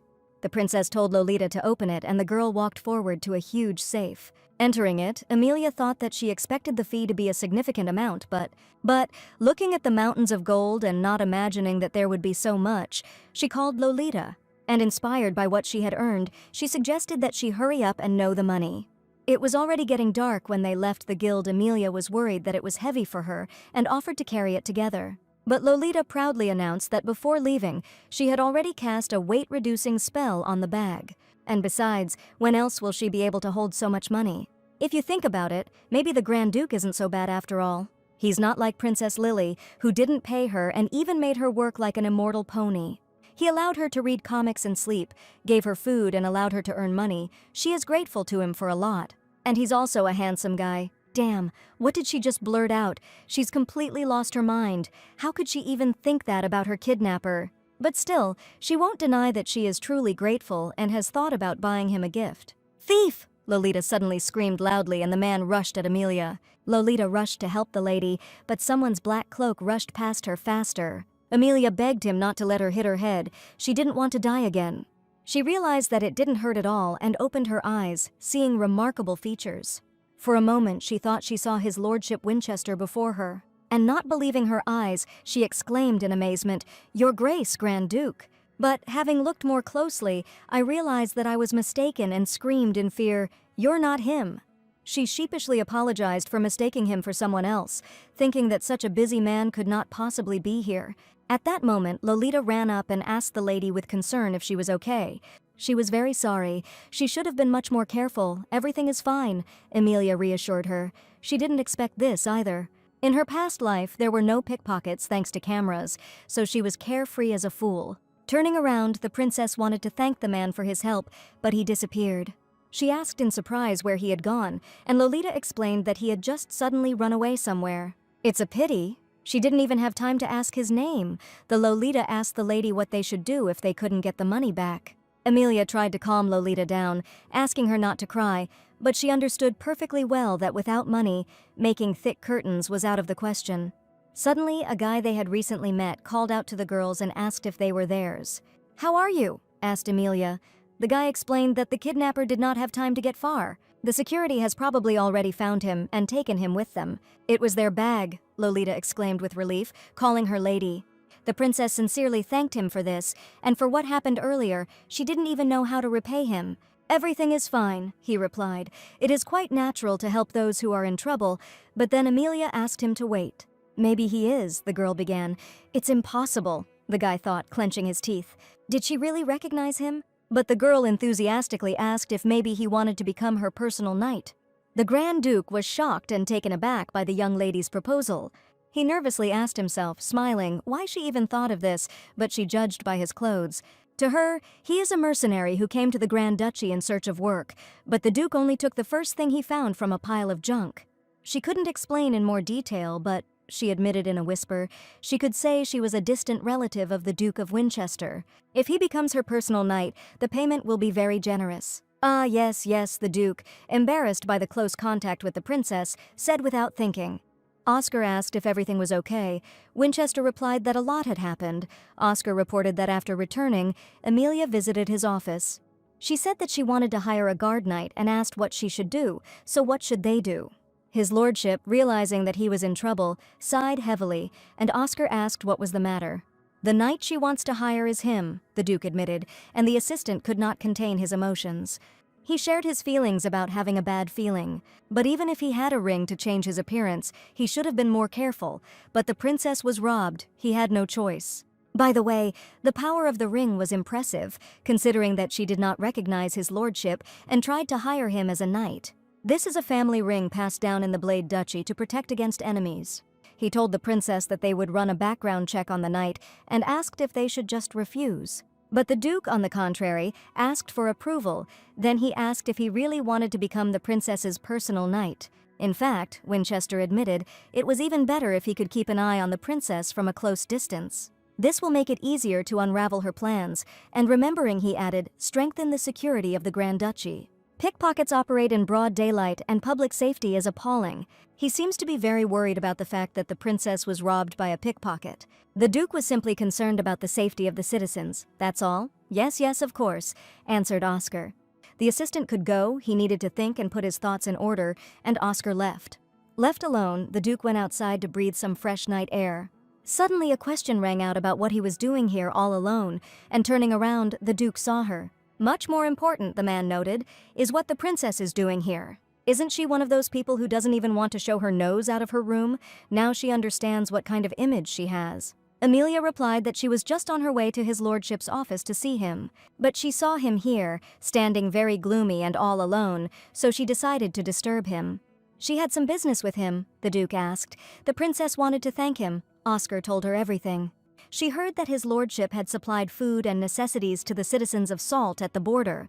He simply kept his promise, but still, she didn't know he would go that far. And, coquettishly thanking him, she asked if he could give her his hand and close his eyes. He didn't understand why she was constantly asking for his hand and generally forcing him to do such things. A few moments later, Amelia asked the Duke to open his eyes and he saw a box in his hand. Before she could say that she hoped he would like it, Winchester immediately said that it was a bribe. "What?" Amelia drawled discontentedly. A bribe? Winchester asked if it wasn't a bribe so that he would approve of her hiring a knight. He is a very honest man, she vouched for him, but he thought she trusted him so much because he caught a pickpocket. After the Duke's words, Amelia was taken aback and he continued, "They don't even know each other. If you think about it, the princess trusts people too easily. She is usually smart, but at times like these, she seems incredibly careless." But then she asked his lordship how he knew that she had been robbed. Coughing in surprise, he answered, he heard from Oscar. In any case, the princess, since she is rather careless, he thought she would still need a knight. He agreed so she could go. He wanted to mope here alone for a little while longer. He kicked her out of his office and Amelia thought that she hadn't told Oscar about the thief, what was going on here. But she decided that he heard it from Lolita and letting it go, ran off to her place. After checking that the girl had left, he took out her gift and said that she did have a keen eye for people. But a week later, tired, the Duke angrily asked who had allowed her to enter his room without permission. The maid felt sorry, but without listening to the explanations, the Duke ordered Princess Amelia to be brought to him. Immediately he threatened. Minutes earlier, the head maid had called the master to the prepared dinner. Winchester apologized, but he had no lunch today. He hadn't slept for several days already. And feeling tired, depriving himself of lunch, the Duke headed to the restroom, but suddenly froze. Due to fatigue, he became even more angry and asked who allowed her to enter his room without permission. The maid apologized because his lordship had not been sleeping well lately. Lady Amelia said it was a gift. Maybe she could help him, and she thought so too. It was her fault that she acted on her own. Enraged by her willfulness, Winchester ordered the maid to bring Lady Amelia to her immediately. "Oh my God!" Lolita exclaimed when she arrived at the barn to see the curtains. They really did create the night.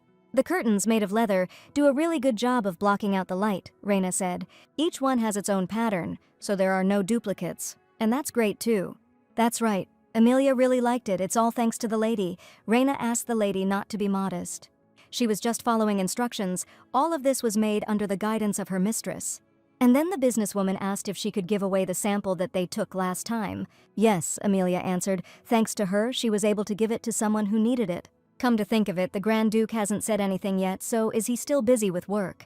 By the way, Reina wanted to make a proposal about starting a business together selling them. "Business?" Amelia asked in horror, having just retired.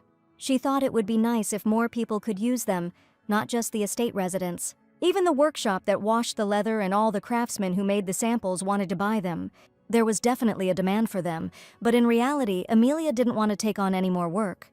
But as soon as Reina said that the profit from selling curtains would not lead to a comfortable life, Amelia immediately agreed to cooperate. So, if you think about it, there's quite a lot of leather left. It would be a huge waste not to use it. If she can earn some money for food and rest at home, what harm will it do if she takes it on now? She's had a job before. She'll just think of it as doing 50 years' worth of work at once. But then the head maid came running after Lady Amelia, out of breath, and looking at the woman with caution, I wondered why she had come running in such a hurry. It was just an invitation to dinner, and Amelia asked with displeasure if she really had to change clothes for this. In the Empire, wearing formal attire is a rule of etiquette when receiving invitations to share a meal. It's a rather tiresome rule of etiquette, but why would he suddenly invite her to dinner? Perhaps his lordship was deeply touched by the blackout curtains she gave him. But still, the princess had some kind of bad feeling. Arriving at dinner, Amelia thanked his lordship for the invitation. He asked her to sit down, and the girl sat on the opposite side, where everything was too luxurious. She was worried why his mood today was completely different from his usual one. This made her nervous, but then the Duke asked if she liked the food, and the girl shuddered. "Yes, very tasty," the princess answered without showing it, and asked if she could find out why he had called her. The man winced and asked if that was enough to repay the gift. From his words alone, it seemed that Lolita was right. He liked the gift, and she was glad that he liked it. He hated it when anyone entered his room. From that moment on, he ordered not to touch his things without permission. That's why he called her today. Could it be, asked Amelia, that he didn't like her gift? Could he tell her what exactly he didn't like? "That's it," the man said sharply, looking from under his forehead. This was extremely unpleasant, and he hoped that in the future she would not do anything like that. The trembling girl asked for forgiveness for entering the room without permission. But still, considering that it was a sincere gift, wasn't his reaction a bit too much? Considering this sincerity, even though he didn't like the gift, he repaid her in a similar way. Besides, should he be grateful for a gift from someone who barely knows him? Since he thought she understood his point, the Duke took his leave. But Amelia could not leave Winchester's insult unattended, and running after him, asked him to wait. She kept insisting that he should tell her exactly what he didn't like so that she would be more careful next time. He grabbed her hand and replied angrily. He had never been able to get a good night's sleep, especially in pitch darkness, because when he slept, his mother always beat him. No matter how hard she tried, it wasn't enough, his mother yelled at him. He must become the crown prince. He must punish those who humiliated his mother. And coldly, with pain in his soul, he asked if this was enough to answer her question. If she understood everything, then stay in your room as usual and read your favorite comics. Don't hang around sticking your nose where it doesn't belong. And so, having snapped at Amelia, telling her about his tragic childhood, he left, leaving her devastated and in tears. Probably because he hadn't slept for several days, he was too emotional. Regretting what he had done, he sighed, letting the situation slide and thinking that he shouldn't have taken it out on the princess. There was a knock in the room and Oscar entered and said it was him. Winchester said he wanted to be alone. But the thing was that the time had soon come to become the princess's night. He asked to give his ring here, no matter how absent-minded he was, but to forget that from this week he became the princess's knight. After such words, he didn't even know how he would be able to look her in the eyes. Lying in bed, Amelia thought that this was the first time she had seen such an expression on the Duke's face. It was so infuriating, how she wanted to pour out her soul to someone. But everything in the estate belongs to the Duke, so sooner or later it will definitely reach him. But she jumped out of bed, remembering that there was definitely one person. "Yan, are you here yet?" the princess asked the arriving Winchester in the guise of a knight. She needed to ask him about something, after all. They had a relationship as an employee and an employer, he awkwardly confirmed. "So, he is the only person here who is hers, right?" "Yes," Jan said uncertainly. "Of course." And he assumed, based on her leading questions, that perhaps the lady needed something from him. In fact, she admitted, today she accidentally made a mistake with one person and he got very angry. And she would like to make amends, but she didn't know how. Jan apologized, saying that he didn't understand. Amelia suspected that this is how it would be and therefore confessed the truth of what was happening in more detail. She wanted to cure his lordship's insomnia and ask for forgiveness. He said that he could not sleep in pitch darkness. She asked how to make the room have some light but without the sun rays. Maybe he knew what could help. Embarrassed by the close contact with the princess, the man replied that right now he too could not come up with a solution. Without stars and the moon in the night sky, it will be difficult, really. Stars and the moon, the princess thought. That's right. The man just nudged her brain toward a wonderful solution to the problem. She thanked Jan, exclaiming that thanks to him she had come up with a brilliant idea. Perhaps, she asked Jan, he would agree to work overtime today. She will count this as special work and pay triple the amount. Consent was obtained. Once out in the forest, Jan walked ahead, clearing the way for the princess while she walked behind. Having figured it out, he called to go further, and Amelia, thanking him, said that it should be somewhere here. She said that she had found something that would help cope with the Duke's insomnia, but why did they suddenly go to the mountains? What will help him is in these mountains, Amelia explained. Jan was surprised and asked, in the mountains. The princess asked Jan if he had ever heard of fireflies, and yes, he had, the man replied. They live deep in forests near water, and their tails contain a glowing liquid. Everything was exactly like that, and the man asked, but what exactly did she want to do with them? At night, this liquid glows brightly, and she wanted to use it to draw stars on the blackout curtains. The starry sky shining in the darkness. His words about the stars and the moon inspired her. But they are very rare and hard to find, but she heard that some artists use the glowing liquid as paint. She once saw this when she bought paintings from Lily's wife. Sometimes even she can be useful. Even with thick curtains blocking out the light, the glowing stars will prevent the room from being plunged into pitch darkness. This would undoubtedly help his lordship get rid of his insomnia, and Ian was sure the Duke would be incredibly grateful. Much more than 2 hours had passed, and Ian suggested to the lady to finish for today and return. Amelia wanted to search a little longer, and told Jan that he could return first. Fireflies live deep in caves. They say that only a couple of people have managed to see them, and even they have already done a lot. He suggested coming back tomorrow and looking some more, but Amelia's map said they should be around here somewhere. But suddenly the princess, getting up, tripped over her own foot, and the Duke immediately rushed after the lady. So the two of them fell off the cliff, but fortunately, they survived. Getting up, Winchester worriedly asked if she was okay, and if she was injured anywhere. "You see," he said, "that's why he said it was dangerous and they should go back." But Amelia was no longer listening to John as if enchanted. She was looking somewhere into the distance. The man called out to the lady in surprise, and the girl said happily, "Finally." Finally, they found them, the fireflies, and when he got up, he saw that they were surrounded by glowing creatures all over the field. And the next morning, Amelia met with his lordship again, and he asked what it was. Blackout curtains with glow-in-the-dark stars. She prepared them as an apology gift for yesterday. Therefore, even with the curtains drawn, the stars will emit light all night, so the room will not be pitch dark. Just think, she finished in just half a day. It looks like she started painting them right after returning from the forest. It was so insightful and thoughtful of her that Winchester couldn't help but feel embarrassed. Not seeing a reaction, Amelia said that if he didn't like it, she would take them away, but The Duke replied that he would try since the princess had tried so hard, she asked enthusiastically, and as they parted, the girl said that she hoped he would like the gift. And with relief she left the man's room. Suddenly the Grand Duke called out to Her Highness the Princess and she stopped. Winchester wanted to repay her kindness, but he couldn't find the right words. Amelia was already feeling embarrassed by her growing awkwardness when suddenly the Duke, albeit awkwardly, asked if she liked the meat. Yes, she answered happily. To be honest, she simply adored meat. No seafood could compare to it. True, Winchester asked and said, then he will ask to prepare more meat for today's dinner. This meant that she was a welcome guest at the meal. The Duke said, see you at dinner. Yes, she answered happily. Lying in bed and looking at the starry sky reflected on the curtains, the Duke remembered that evening. Having collected the fireflies, she sighed. Making gifts is surprisingly difficult, and don't say that, agreed Jan. Then the princess thanked the knight with all her heart, for today she would never have been able to find them on her own. The man replied that he had done nothing special and asked if he could ask a question. Sure, ask anything, she replied, and Jan asked why she was doing all this. He didn't know exactly what happened, but wasn't she angry at the man who didn't appreciate her gift at all? He didn't understand why she had gone so far for this, but Amelia herself hadn't really thought about it. At first, she simply felt sorry for him because he reminded her of what she used to be like. But then she realized that he had helped her a lot, so maybe she just wanted to repay him for it. Despite his outward indifference and rudeness, he never refused her request. Deep down, he was kinder than everyone else.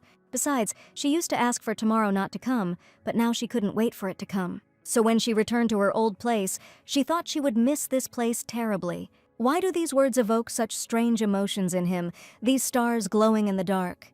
When he looked at them, his heart became so calm, as if he were looking at the princess herself. Perhaps because of what happened yesterday, returning to this place made Amelia nervous. But then the door to the dining room opened, and Winchester entered and asked how long she had been waiting. No, she just arrived, Amelia answered, coming closer.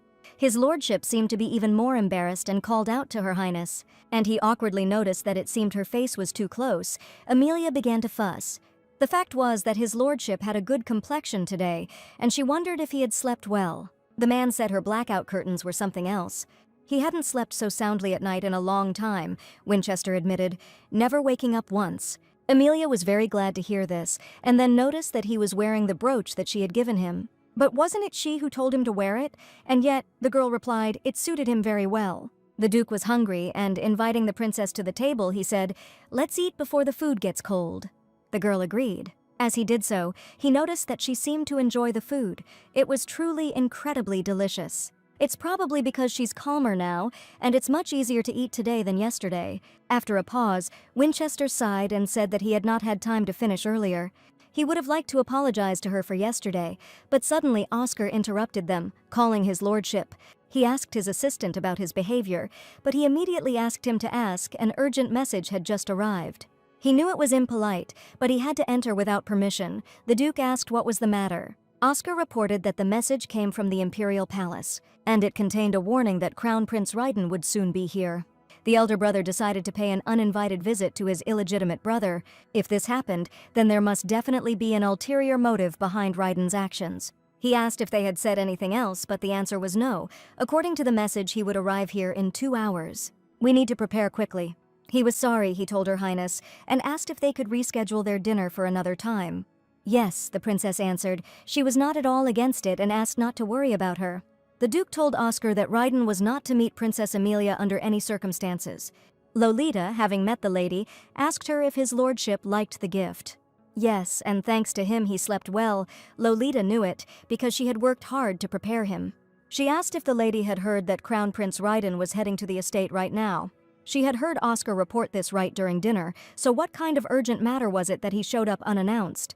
Who knows, Amelia answered, and thought that she only hoped that it was not a serious matter. Suddenly, Lolita noticed that her lady looked pale and asked if she was unwell. True, she asked in surprise, and since they were talking about it, it seemed that she really did have a temperature. She thought it was all because of yesterday's overwork. She would bring medicine for the fever, so she asked the lady to rest. Her chest was tightening. Perhaps she should go out into the fresh air for a while. But suddenly the princess suspected that this might be because she was eating too quickly. Lolita was carrying some medicine to her mistress, when suddenly she was stopped by another maid who was just looking for her. and she conveyed that Mr. Oscar had asked to call her.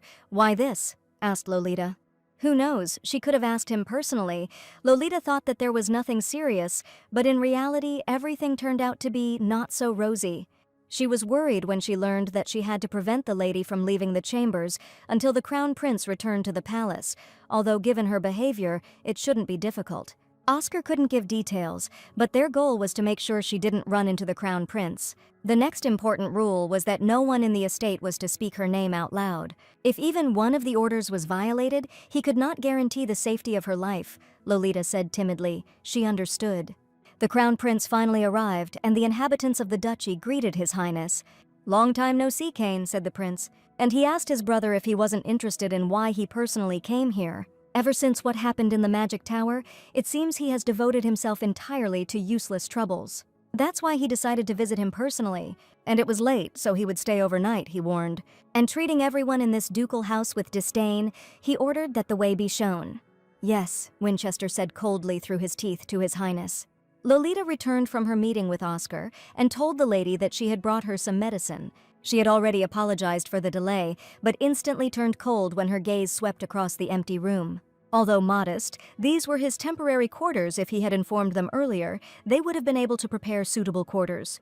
"That's enough for one night," said the prince, "and next time he will do the same." Well, then Winchester asked him to tell him why he was here. Well, since he was so interested, the prince would tell. As he knew, the comic book safety rules for the damned Duke's mansion was incredibly popular among high society ladies at the moment. Lately, even his mother had become obsessed with him to the point of insanity and had gathered storytellers to read him to her.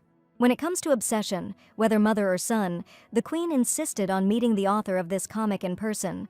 And as her son, he couldn't ignore this desire, but no matter how hard he pressed, everyone kept their mouths shut. So he had to get his hands a little dirty before they admitted that this mansion was the source of funds. His mansion merely provided financial support for the project, and the prince was aware of this. This is obvious.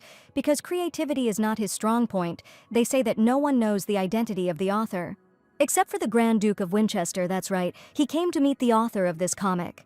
His recent activities have been quite suspicious, from the Magic Tower to the comic book production. All these actions were completely out of his style, but for some reason, it seemed to him that meeting this man would give him answers to his questions. The Duke asked how he could be so sure of this, and the prince proudly replied that it was just a guess. But looking at his face now, he became more and more convinced of this. It was already late. He asked where he was going. The crown prince was just stuffy, so he wanted to take a walk. He didn't want to disturb anyone, so he ordered the knight to stay here and wait. When the prince left, the Duke asked about the princess. Oscar replied that she should be in her room. He gave Lolita clear instructions, so there was nothing to worry about. But then Lolita ran to Mr. Oscar in a hurry, and he asked the girl what she was doing there. The maid immediately fell on her knees before his lordship and said that she had committed a grave sin, and she told the Duke the terrible news that the lady had left. The temperature rose higher than before, and Amelia decided to return to the room and rest. But then the crown prince came out onto the terrace balcony and was surprised to notice the girl. He asked who was there and ordered Amelia to state her name and status. The princess had never seen him at the estate before and began to judge him by his clothes. From the way he spoke, she realized that Crown Prince Ryden was standing in front of her. Bowing, Amelia began to greet His Highness the Crown Prince. But before she could finish speaking, her body was hit by heat. Her legs gave way, and the girl fell unconscious. Meanwhile, the maids began searching for the lady, carefully searching every corner. Kane was freaking out about how one could lose one person in such a small estate. Oscar apologized and asked if it was possible that the princess had already left the estate, but if she had gone out, the knights would have swept her away, the Duke replied. But no one saw anything, which meant the princess was still inside. They had to find her before Ryden did. Oscar searched the office, but that girl was not there either, so the Duke sent him to check the terrace. Suddenly, the prince's voice from behind them asked what they were so desperately looking for at such a late hour. "Are you still awake, Your Highness?" the Duke asked him. Suddenly, Ryden asked if it was possible that they were looking for a woman. If that was the case, he could help, he said, almost innocently and good-naturedly. But upon hearing this, Winchester seemed to break loose and angrily asked where she was. The prince groaned and asked the Duke to calm down, looking as if he would hit him at any second. But he did not ask his opinion on this matter, and repeated again that he asked where she was. This situation and the Duke's reaction greatly amused the prince, and unable to contain his emotions, he burst out laughing. How long had it been since he saw that bestial expression on his face, he said, as if encouraging. And then he immediately informed his brother that the woman was in his room. Throwing off the prince's hand, the Duke said that if he touched her with even a finger, he would not remain on the sidelines. Oh my God, by openly showing his feelings like this, he only aroused his interest more. Jumping up from his place, Winchester ran into the guest room where the prince was staying. In his bed indeed lay Amelia, suffering from a fever. He said she was fine, and in his room the crown prince shrugged. What did he do to her? Kane screamed, breaking down. But then a scolding voice asked Caney how he dared raise his voice at him, the crown prince. He glared at the Duke and said that he no longer seemed to care who he was standing in front of. Oscar and Lolita then ran into the room, asking for forgiveness, but suddenly noticed their masters. Oscar immediately rushed to his lordship and asked him to calm down, asking what he was doing. He begged His Highness to forgive his master's rudeness with his characteristic generosity. But then he asked the crown prince how the lady ended up there. Ryan replied that she suddenly lost consciousness, so he brought her to his room. The doctor said that she passed out due to exhaustion and she just needed rest. He decided that it was all his fault. If only she hadn't overworked herself making those curtains for him. Oscar said that he would immediately call the knights to carry her. No need, replied the Duke. He can handle it himself. He sincerely asked His Highness for forgiveness for the insult and was ready to bear any punishment. It is true that today he committed a grave crime, but thanks to it he managed to have fun and he will forgive it with his generous heart. Having received forgiveness, the Duke asked to be forgiven and took his leave first. Seeing how Kane was losing his temper, the prince understood that their relationship was clearly not an ordinary one. So this woman is the creator of the comics, or maybe she is Kaney's secret lover. Anyway, it's getting more and more interesting, but this girl looks strangely familiar. Lolita was worried about the lady's condition, and Oscar told the girl that her punishment would be determined when the princess woke up. But Kane asked not to blame her. All this happened because of him. They could all go back to their homes and rest. But the Duke interrupted Oscar. This was the only way to ease his guilt, he asked. The servants understood the master's wishes and left. The man asked Amelia to get well soon, looking tenderly at her exhausted face. He said she should at least give him a chance to make things right. The next morning, Amelia woke up to the sun's rays hitting her face. Turning her head away from the light, she suddenly discovered an unfamiliar figure in front of her, and she almost screamed, recognizing the man as His Grace, the Grand Duke. She didn't understand why he slept here. She remembered that she ran into the crown prince, and then, yes, now she realized that she had switched off the next moment, but seeing Caney so close, she couldn't help but wonder, upon closer inspection, if the Duke had always had such long eyelashes. And his skin was like a baby's bottom, smooth, without a single pore or imperfection. Unable to resist, Amelia reached out to the Duke and gently touched the skin on his cheekbone. But then Kane suddenly grabbed her hands and, opening his eyes, asked if she had seen enough. Addressing the girl as Her Highness seemed to put her in an even more vulnerable position. "Everything is wrong!" Amelia exclaimed, jumping up and asking His Highness what he had forgotten in someone else's room. Kane asked her what she thought he was doing there, and all night long. Amelia froze when she heard the Duke's question. Only when the bandage fell from her head did she understand. She asked Winchester not to tell her that he had stayed up all night to look after her. It took her a long time to understand. The man asked what kind of indecent thoughts were in her head, and judging by her wild imagination, she must have felt better, Amelia thanked him. She really was grateful to him. And now he asked her to get ready. Today they would have breakfast together with the crown prince. Ah, Amelia said, so that's how it is, not yet realizing the whole situation. But then she asked, stunned, if she was invited to breakfast. Yes, the Duke answered, she would go with him, but why? Because, he explained, the prince came to see her, Her Highness with her, asked Amelia. She knew that the craze for comics had spread throughout the empire, and fortunately, even Her Majesty the Empress was fond of comics. I heard that she has become really into them lately, apparently. Her Majesty has some questions about comics. So, Emily asked, couldn't he have come up with something or sent Ashley instead? Insulting the imperial family is punishable by death, he explained about the imperial law. If the Empress's questions are answered incorrectly, the artists may be accused of deception. The Crown Prince's sudden visit could have been to prevent them from preparing, but could she have said that she was not feeling well and avoided it? It might buy her some time, but sooner or later she would have to face this problem. By sending the Crown Prince himself, she made it clear that she would not accept refusal, that she would not be able to deceive the eyes of the imperial family, and therefore she needed to go in person. She couldn't let Ashley or any artist get into trouble because of her. She understood his lordship. But he asked not to worry about revealing his identity right now. Winchester already had a plan. Before breakfast, he asked to be introduced and introduced his distant relative, Amelia Sugar. So a good plan was to simply change the name, from Salt to Sugar. How could his naming skills be any worse? A distant relative, you say? The prince chuckled. Why is he asking? The Duke inquired. Well, when he saw her lying in his bed yesterday and immediately grabbed her by the collar, he thought they were in a relationship. What nonsense is he talking about? She was lying in the Crown Prince's bed, and His Highness grabbed him by the collar. Wait a minute, did they really fight for her? Isn't that a typical situation for a main character?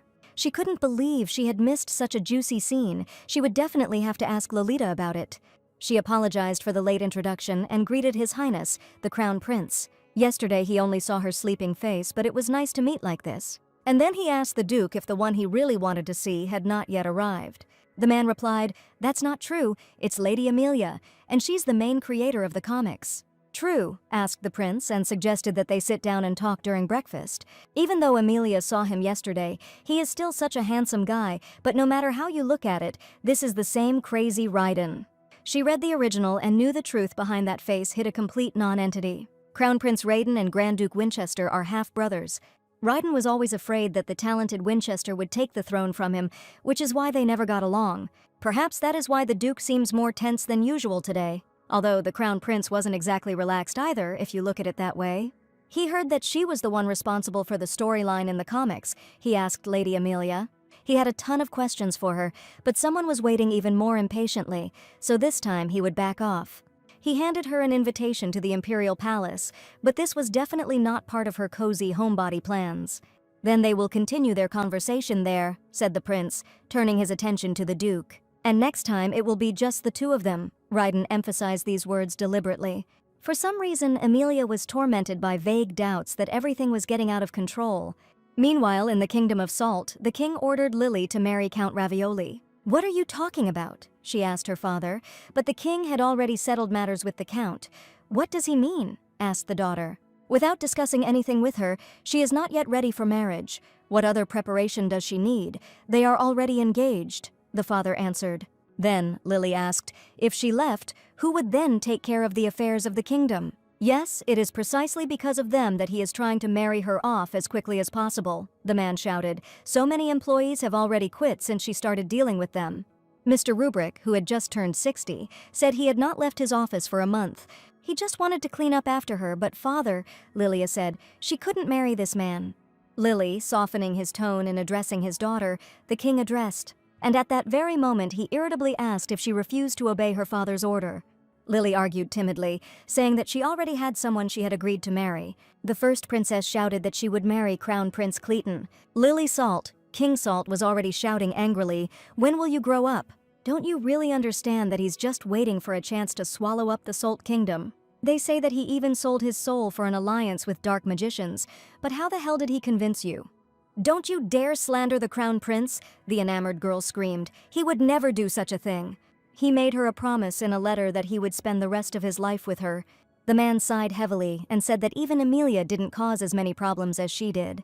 "That damn Amelia again, Amelia, but she's not Amelia. What else do you want from me?" Lilia screamed hysterically. "Enough chatter. Marry Count Ravioli as soon as possible." She shouted that she had already said that she would not marry him.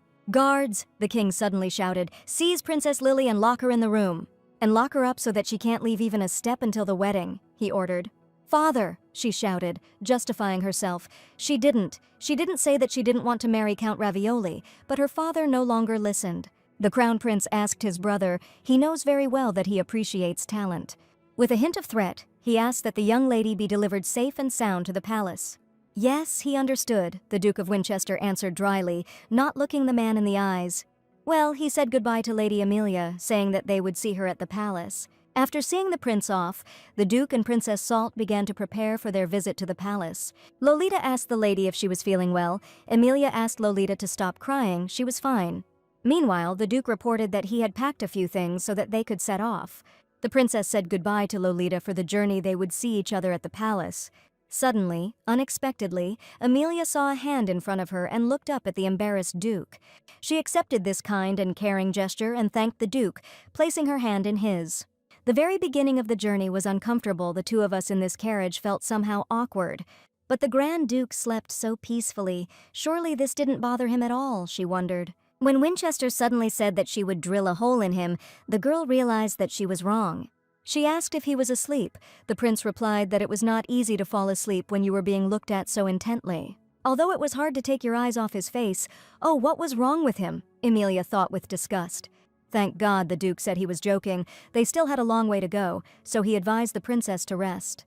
She had not yet fully recovered. Amelia asked if he was worried about her. He only said this because it would be difficult for him if she fainted again, but he was embarrassed for no reason, she noticed. Besides, he was nervous. He didn't have the opportunity to say it. Thanks for the brooch and the blackout curtains. What? Your voice was too quiet, the princess mocked. She did not hear anything he said. And then the Duke suggested that Lady Amelia simply pretend that nothing had happened. She gasped. Well, since he was so magnanimous, Amelia asked him to say it one more time. Winchester said sheepishly. He had something important to tell her. But suddenly a child threw himself under the carriage, and the next moment the princess hit something soft. And when she raised her head, she realized that she had fallen right onto the Duke due to the shaking of the carriage, and he was holding her up. Sweating with worry, she said that she was truly sorry. But Kane, without showing much sign, said that everything was fine, but he thought that first she should get off of here. The princess apologized with a shudder, but then Oscar rushed into the carriage asking if they were okay and not injured. But after a pause, he asked the gentlemen why their faces were so red, as if they were about to explode. I asked if they had accidentally crashed into something.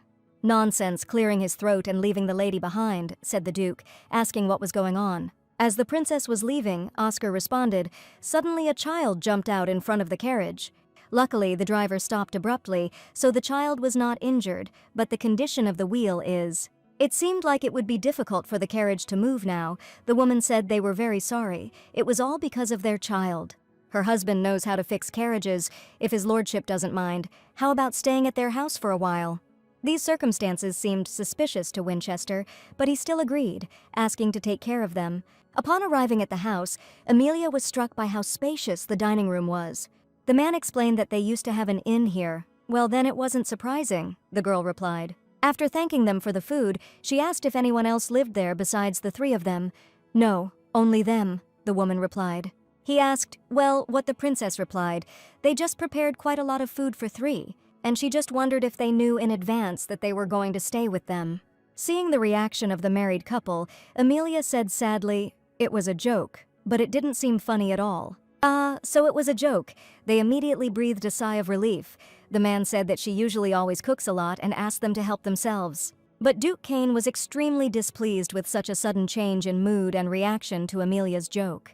With pleasure, said Amelia, starting to eat, but still something was bothering her. What was the matter? Why weren't they eating? And this greatly worried the girl. But unlike the princess, the Duke ate a piece of steak and said it tasted good. The woman breathed a sigh of relief. She was glad that he liked it and said that the young lady should eat too. Yes, she answered, and thought to herself, it's strange. It looks simply delicious, but she couldn't bring herself to eat it. She continued eating dried beef all the way in the carriage. No wonder she had no appetite. What? Amelia asked the Duke, not understanding dried beef. But then he kicked her in the leg. At first she was indignant, but then she realized that this was how he was trying to justify her. And she agreed, saying that in the carriage she had been snacking on one thing and then another, so that now she had no appetite at all. That's how it is, the woman said sadly. Both Winchester and Amelia were tense about the situation they found themselves in, and the Duke clearly understood what was going on here. After dinner, the woman led the guests to the second floor, where she indicated which room his lordship could use. And the young lady could stay here. These were the largest rooms in their inn. Lolita told the lady that she would be in the room at the end of the corridor. Amelia was glad that their rooms were quite close. Kane asked when the carriage repairs would be completed. The man replied that if he started the repairs right now, they would be able to set off tomorrow. Lolita asked the lady that if anything happened, to call her and she would come immediately, but Amelia asked her not to worry. They were all here together, so I didn't think anything could happen. The owners of the house asked them to rest. And before going to their rooms, the Duke called out to the young lady, and putting a piece of paper into her hand, he said, she left her hairpin in the dining room. She was about to ask what kind of steak he was talking about, but then Kane cleared his throat, glancing sideways at the people watching over them. She looked at their predatory glances behind her back, but she still didn't understand what the Duke was getting at. Kane only asked her to be careful. His lordship went and wished her a good rest, and Amelia thanked him for finding the hairpin. Lying in bed, she opened the package and read that the Duke had asked her not to open the door to anyone until the following morning, not even to him. The princess didn't understand what this meant. The family was a bit peculiar, but she wouldn't call them strange. Suddenly there was a knock at the door. She asked who was there, and a child's voice answered the lady that it was Benny. Mom asked me to bring her water and a towel for tomorrow. Amelia said she would open it right now, but froze right in front of the door. The Duke's warning frightened her, and moving away from the door, she apologized and asked him to leave everything at the door. After a while, she opened the door thinking that he was just a child, so nothing serious should happen. But she's just doing it and being careful just in case, and suddenly she looks up. There is a boy standing right above her, looking down smugly. His eyes were empty and lifeless, and after making sure the lady had left, a creepy smile appeared on his face. Horror quickly enveloped the princess. She cringed and jumped, taking a step back. The girl awkwardly reminded Benny that it was already late and asked why he was still there and hadn't left. It was eerily quiet, even too quiet for a busy house, as the boy said, "No one will come." He added sleeping pills to their food, and by that time they were all fast asleep. While they were standing, the corridor began to fill with some kind of smoke. Frightened, Princess Amelia asked the boy what kind of smoke it was. "True," replied Benny. "It would be better if she ate like the others." "What?" She became alarmed. "Someone wanted to meet her as soon as possible," the young man explained, looking at the lady with a sly squint. The strange smoke made her vision blurry, but she could clearly see him take out a rope. The boy said that if she took a little nap, she would meet them as soon as she woke up. There was a dull thud and the screeching of metal, and Amelia screamed in fright. "He just lost consciousness for a while." A familiar voice sounded. "She can open her eyes." The Grand Duke was already standing in front of the princess, saying that he would explain everything later. First, they need to get out of here in the meantime. Adults have already come running to the noise. The girl asked how he got there, but the smoke affected her and she fell asleep. She came to her senses abruptly, hearing the clatter of hooves, which was not typical for the room. Seeing that the princess had opened her eyes, Winchester asked if she was feeling better. Amelia immediately felt awkward as she realized where she had just been lying. "How is that?" she asked, and the Duke explained. She inhaled the smoke and immediately lost consciousness. The pain in her head suddenly returned. Kane asked her not to overdo it, asked why she didn't lie down a little longer. She thought it was because she had sat up too quickly, insisting she was fine and asking what had happened. Lately, there has been an increase in cases of robberies where the victim is approached under the guise of an accident, and it seems they are targeting them. Even so, they did force the child to do something like that. But, Kane replied, according to the investigation, this child is the leader of that group. "What?" she asked, stunned. "It was called Highlander syndrome. Even though he looks like a child, he is actually a grown man." "So this child is not a child at all, but a grown man," she screamed in horror. But shifting her thoughts to another direction, she asked how his lordship had managed to come and save her. "He definitely said that he added sleeping pills to the food," the girl tried to understand. The Duke explained that he had only pretended to put food in his mouth, but in reality he had spat it all out into a napkin. "What?" Amelia asked. "So he knew since when, from the very beginning?" Kane answered as she asked. They knew his identity before he even said anything, and on top of that, it was as if they knew they were coming. Judging by the huge amount of food prepared, and the fact that they did not eat a single piece of food they prepared themselves. But why didn't he tell her anything? But if he had acted rashly, everything would have gone wrong. That's why he asked her not to open the door and wait, but she couldn't wait even for such a short time. No, she had definitely told him to leave the towels outside the door, and still, he interrupted, it was good that she wasn't hurt. This was definitely Ryden's doing. He was planning to reprimand him for failing to secretly and safely retrieve Amelia. To carry out such a dangerous scheme for such a minor reason was irritating. Amelia thanked him. It seemed to her that she owed him an unpayable debt, but then he turned to the princess. Kane admitted that he wanted to tell her something, and she asked what it was. In fact, he wanted to tell her this after they returned to the duchy, but it looks like she too will need time to think about his proposal. And finally, he asked how she felt about returning to the Kingdom of Salt after visiting the Imperial Palace. "What?" Amelia asked, frozen with horror, "but the comic books are still far from finished. And they just started doing curtains with Mrs. Rainey, so why all of a sudden?" Could it really be, she exclaimed with pain, that it was all because she was constantly getting him into trouble? This was not so, he answered, and the princess demanded to know if this was not the reason, then what was it? Cain didn't know how long he could keep the princess's identity hidden, and more importantly, she wasn't safe around him. Then Amelia asked for 6 months, give her just 6 months, and when it's over, she will leave of her own free will. And she won't stay with him for free, she already had income from comics. So he could set a price for the room and board she would pay. Amelia only asked to let her stay with him for that time. He apologized to His Highness for the failure, and on the way to the imperial palace they turned everyone around and directed them towards them. The man really felt sorry, but Raiden said everything was fine. If he had fallen for such a cheap trick, he would not have been called the Wolf of the North. This should be enough to warn you what will happen if the dog does not recognize its owner. After a while, the carriage entered the Golden Gates, and through the windows, Amelia saw the imperial palace. The girl couldn't believe she was here. Winchester accompanied her around the palace. But the maid who greeted the guests said that only the comic book creator was allowed to enter further. Turning to Amelia, the prince said that it seemed that this was the end of his escort. He wished the princess good luck, and the girl nodded gratefully to the duke. Calming the anxiety that was rising in her chest, she followed the maid who led her into the living room. She walked in confidently, but while waiting for the Empress, she thought about what to do, that she couldn't make any mistakes. It was announced that Her Majesty the Empress was entering, a woman who had ruled high society in her youth. And later, to make her son, Raiden Cleaton, crown prince, she eliminated many political enemies, Ariana Cleaton. Everything was just as described in the novel. She seemed cold and ruthless to Amelia. "It's you, Ariana, the main creator of the security rules in the mansion of the damned Duke?" asked as she came closer. "That's right," the princess answered. Her Majesty, the Empress said, "You have come a long way." Her face could not contain the joy of the meeting. She was probably tired from the journey, and suggested talking over a light snack. The princess followed her, but suddenly noticed that the Empress was dancing and humming to herself, and I was stunned to think whether this was really the same Ariane Cleton, the bloody Empress from the novel.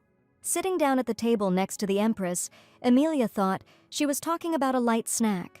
But there was a ton of food here. The Empress asked her to eat as much as she wanted, saying that dessert would be waiting for her afterward. But before that, she would like to ask her something, Ariana said with cold interest. Addressing her as the author, she asked what she thought the ending of the comic would be. "What?" Amelia asked, wary. Amelia wondered if she had really understood her correctly. Does she really want her to reveal the ending to her and awkwardly ask what she means? "You see," the Empress explained, she had absolutely no strength to wait and ordered the author to speak quickly. And Amelia felt this pressure. If she did not give her a proper answer, she could die. Damn it, why is all this happening to her? Even when the Empress asks her so sincerely, she still doubts, Ariana asked. The soul was ready to fly out of the body from fear, but to tell the truth, the ending was already predetermined. She just needed to copy everything, but every time she turned the page, the excitement of what would happen next, how she could take away these emotions with her own hands. Are these fleeting convictions really more important than your own life? Don't you dare dishonor the honor of a former homebody. Looking at the situation soberly, she realized that the person who was now sitting in front of her was not the Empress.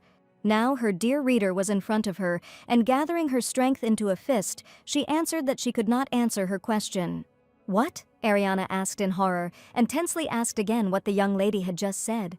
To be more precise, even if she wanted to, she couldn't say, because the end had not yet been determined. It was not clear whether the Empress's characteristically cold side was breaking free from its shackles. But the reader's and emotional enthusiasm was stronger, she exclaimed.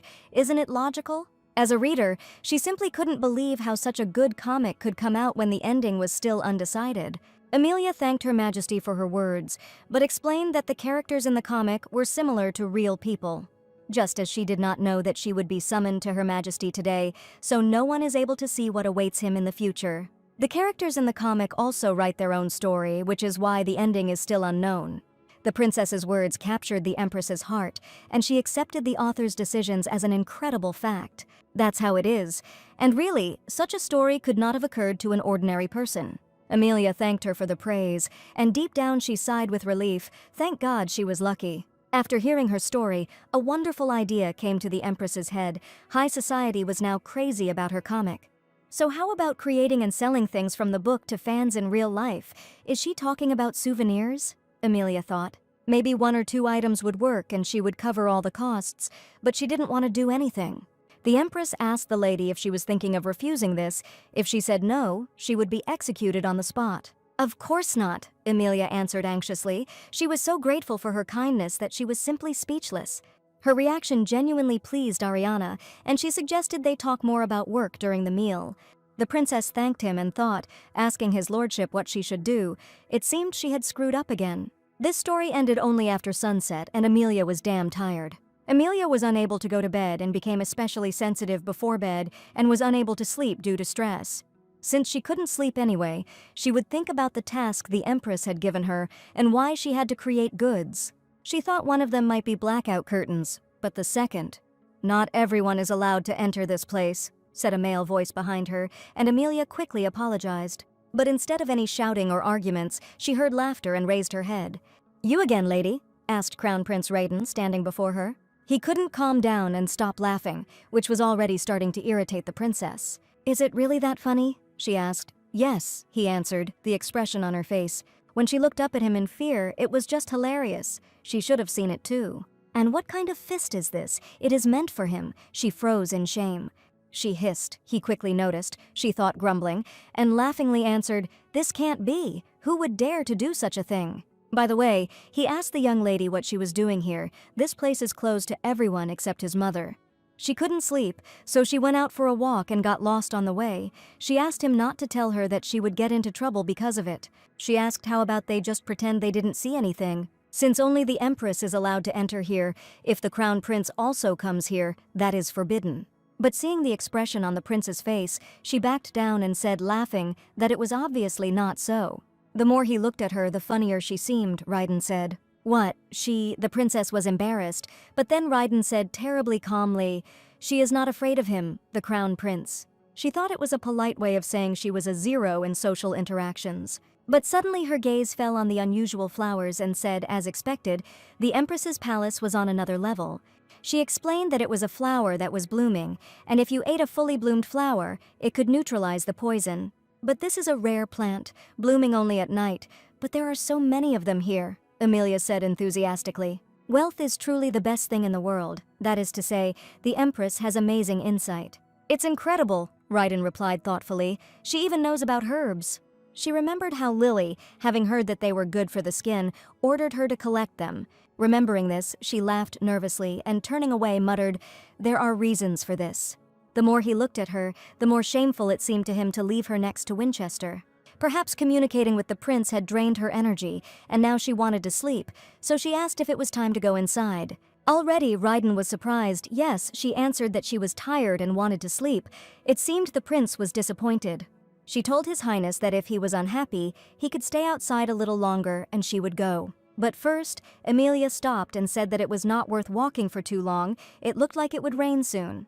He was left like an abandoned cat on the street and returned to the palace a few minutes later, and then he realized that her prediction had come true. "It really is raining," he said with delighted peace. Early in the morning, the princess and the duke gathered in the gazebo in the garden, and Emilia yawned sleepily.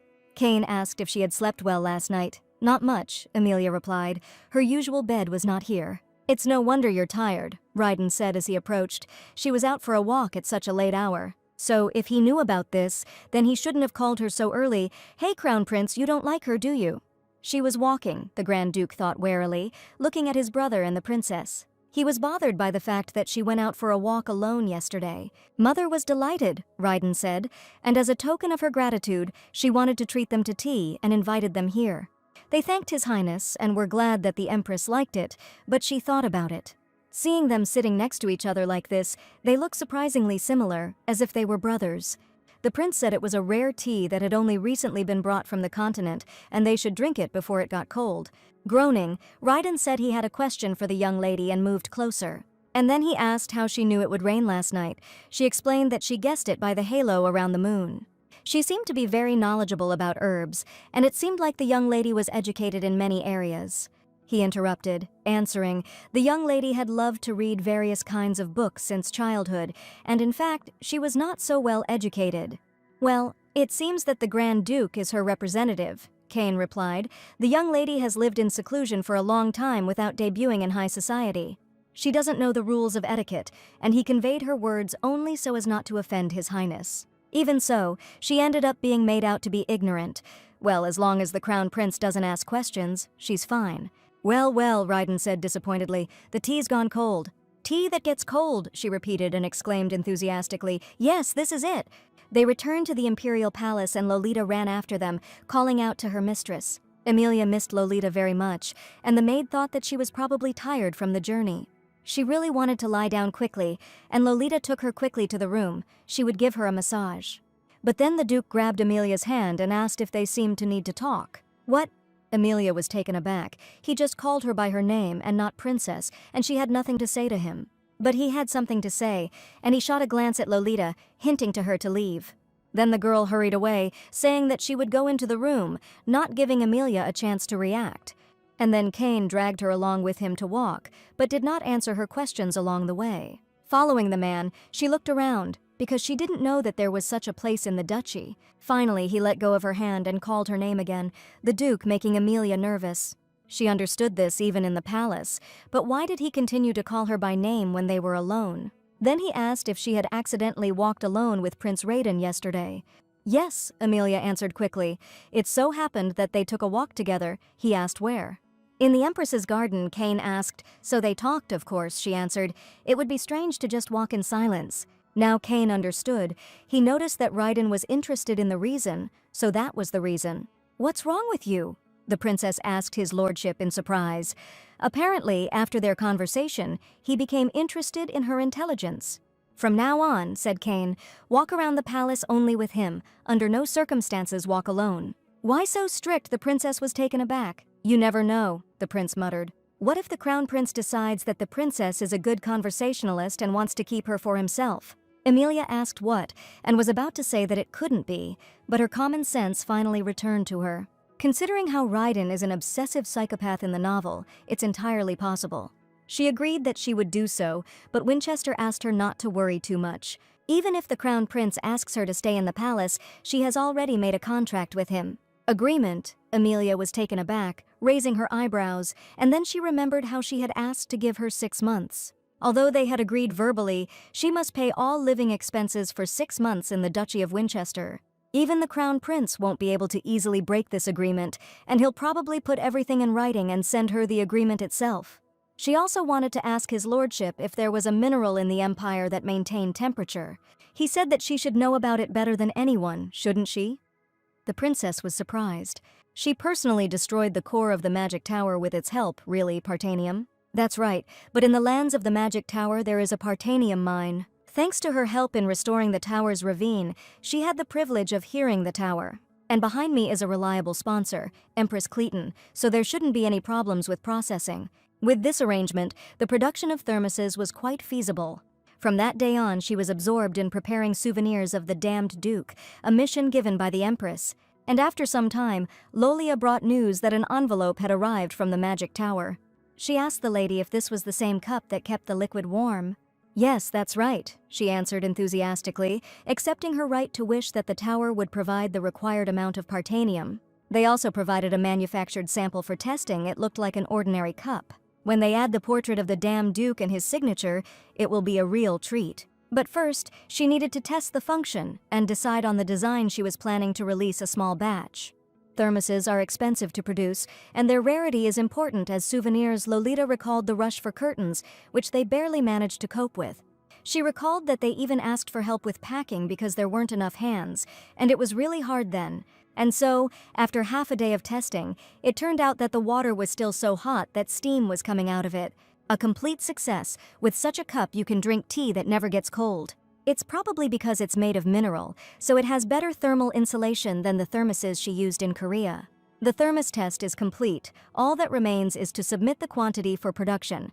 She asked me to attach this estimate and send it. 100 pieces will definitely be enough, Emilia worried. Of course, Lolita answered the lady. What could happen? Okay, then she will draw a sketch for a thermos after working in a small business in Korea. You'll learn everything from accounting to design.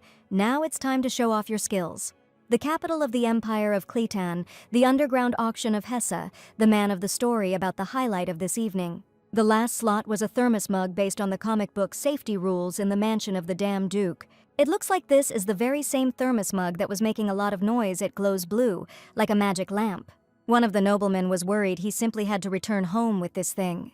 His dear wife wanted this mug, and he asked her not to worry, promising that he would do everything possible to get it. So the bidding has begun. Limited edition thermos mug safety rules in the mansion of the damned Duke. The starting price was already huge, and now it has skyrocketed even higher. If this continues, he will have no chance at all.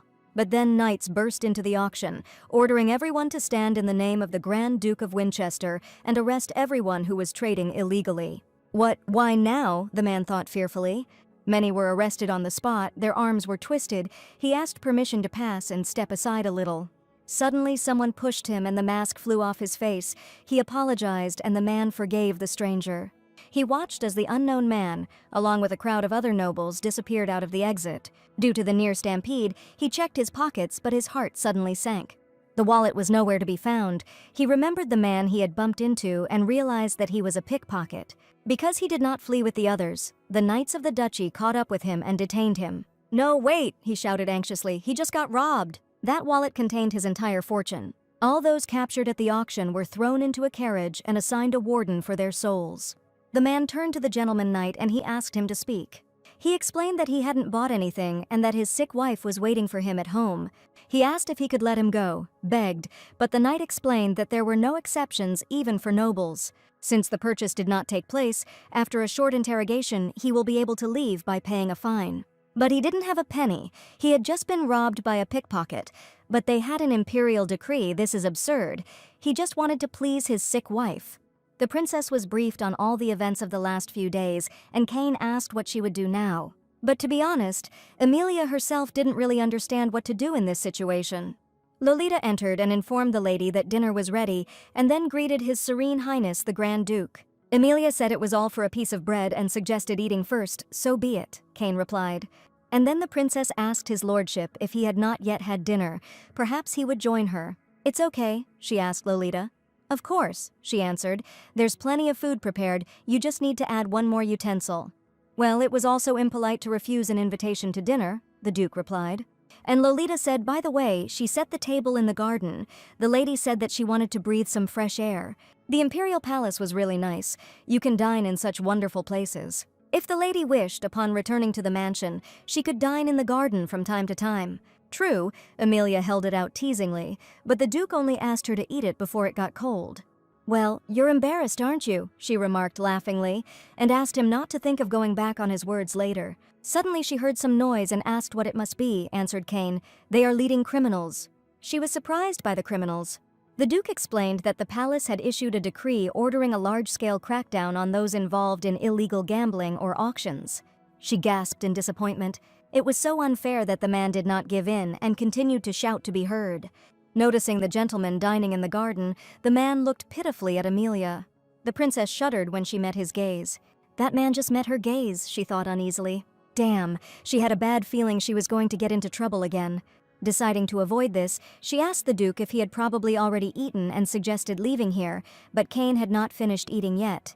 Then the princess unceremoniously ordered him to finish eating faster and more quickly, and then the detained man finally asked the lady to listen to him. Emilia tormented herself. On the one hand, she wanted to help, but on the other hand, she didn't want to get into trouble again. The man looked at him with hope, and the knight only waited for the lady's decision. Realizing that she was not paying attention to him, he again remembered his sick wife. The next moment he broke free from the knight's grip and ran towards the lady. The knight shouted, "Catch this criminal quickly!" But suddenly the man tripped and fell right in front of them, and then a knight crushed him from above. Kane asked if she was okay. Yes, the princess answered. She was just a little scared. He begged without giving up, asking to be heard at least once. Emilia was a kind soul, and it was hard for her to see people suffering. It was a struggle between the head and the heart, but it hurt, but she didn't want to get involved in trouble. And then she asked to let him go. "What?" asked Kane. Emilia explained that listening would not waste money. She suggested that his lordship at least find out what was going on. "Thank you," the man said, stunned. And so, under the supervision of the knights, a conversation took place. He introduced himself as Baron Fabren, and he told about the reason why he ended up at the underground auction. It was a very sad story, she thought. It seemed that things were more serious than she thought. The Duke argued with the lady, why don't they make another batch of those same comic book mugs? What? She was surprised. Amelia understood that this was the only way to solve the problem. But when does she get to rest? A few days later, at the Empress's palace, she said that rumors were circulating throughout the empire about the production of mugs in huge quantities. She asked if it was true. Amelia lowered her head in shame under Ariana's pressure. And yet, she started this business, so it's up to her to sort it out. It was quite understandable why she thought that, but they don't make mugs. My lady, the Empress said coldly, and she knows very well what the consequences of lying in her presence are. She asked how she would explain the newspaper headlines. And she warned that if she decided to deceive her, she should immediately abandon this idea. She has already sent people with their eyes and checked everything. But this was not a lie. What they are producing now is something completely different, having borrowed only the function of the mug. The object that borrowed the function, she asked. Yes, Princess Salt answered enthusiastically. Thermoses are being made in the Magic Tower now. A few days ago, Amelia was thinking that making mugs wasn't that difficult, and producing additional limited edition mugs with comic book illustrations is a betrayal of the readers who own these products. But it is also wrong to ignore the sad story of Baron Fabrenne. Is there any good solution? She remembered that Braun wanted to serve his wife soup, which would remain hot until the last spoonful. And since we're talking about this, an ideal option has emerged, creating a thermos. The Empress asked what this thing was for. Amelia explained that a thermos, like a mug, keeps the temperature of its contents. But thanks to the airtight lid, it is suitable not only for drinks, but also for storing food. And the appearance of the item is also different from what Her Majesty has. It sounded reasonable, but she didn't understand why mass production was needed rather than a limited edition. Due to the growing popularity of the comic, scammers have proliferated, reselling the mugs at inflated prices. That's why she deliberately spread rumors to lower the inflated price of the mugs. It's understandable, but is it really necessary to go that far? Isn't it possible to catch everyone involved? This is the first comic book to be introduced to the Empire, and any events surrounding it could shape the image of the entire industry. If the situation is not corrected at the initial stage, the comics industry may disappear forever. She definitely had a point. There was no need to create a bad precedent related to comics. Moreover, if the products based on her comic, which she sponsors, become a good example, that will be even better. Ariana agreed and said that she would deal with the problem herself. Amelia thanked her. Reading the news after the creation and release of the thermoses, the Baron asked his wife if she liked it. Of course, she answered, coughing. I really like it. Send it before the official release. What a kind soul. It was all thanks to his efforts, she thanked her dear one. And the man, crying, replied that he was ready to do anything for her. But that same night he seemed to become empty. His wife's condition had been deteriorating lately. And recently he lost all his wealth and they can't afford treatment at all. So it's not surprising. Having poured alcohol into himself, he hit the table. No matter how awkward he was, all that was left for him to do was to visit his mother as soon as possible and ask for help. And the next day, a magician arrived at the Empress's palace and asked the lady to save them. What, save? What's going on? She asked the owner of the tower, almost jumping away. Traders flocked to the magic tower and buy up thermoses as soon as they produce them. Moreover, they stated that the mages would not be able to leave the tower until they purchased the required amount. They have been blocking the exit for several days now, but this has already angered the princess, and she asked if he was serious.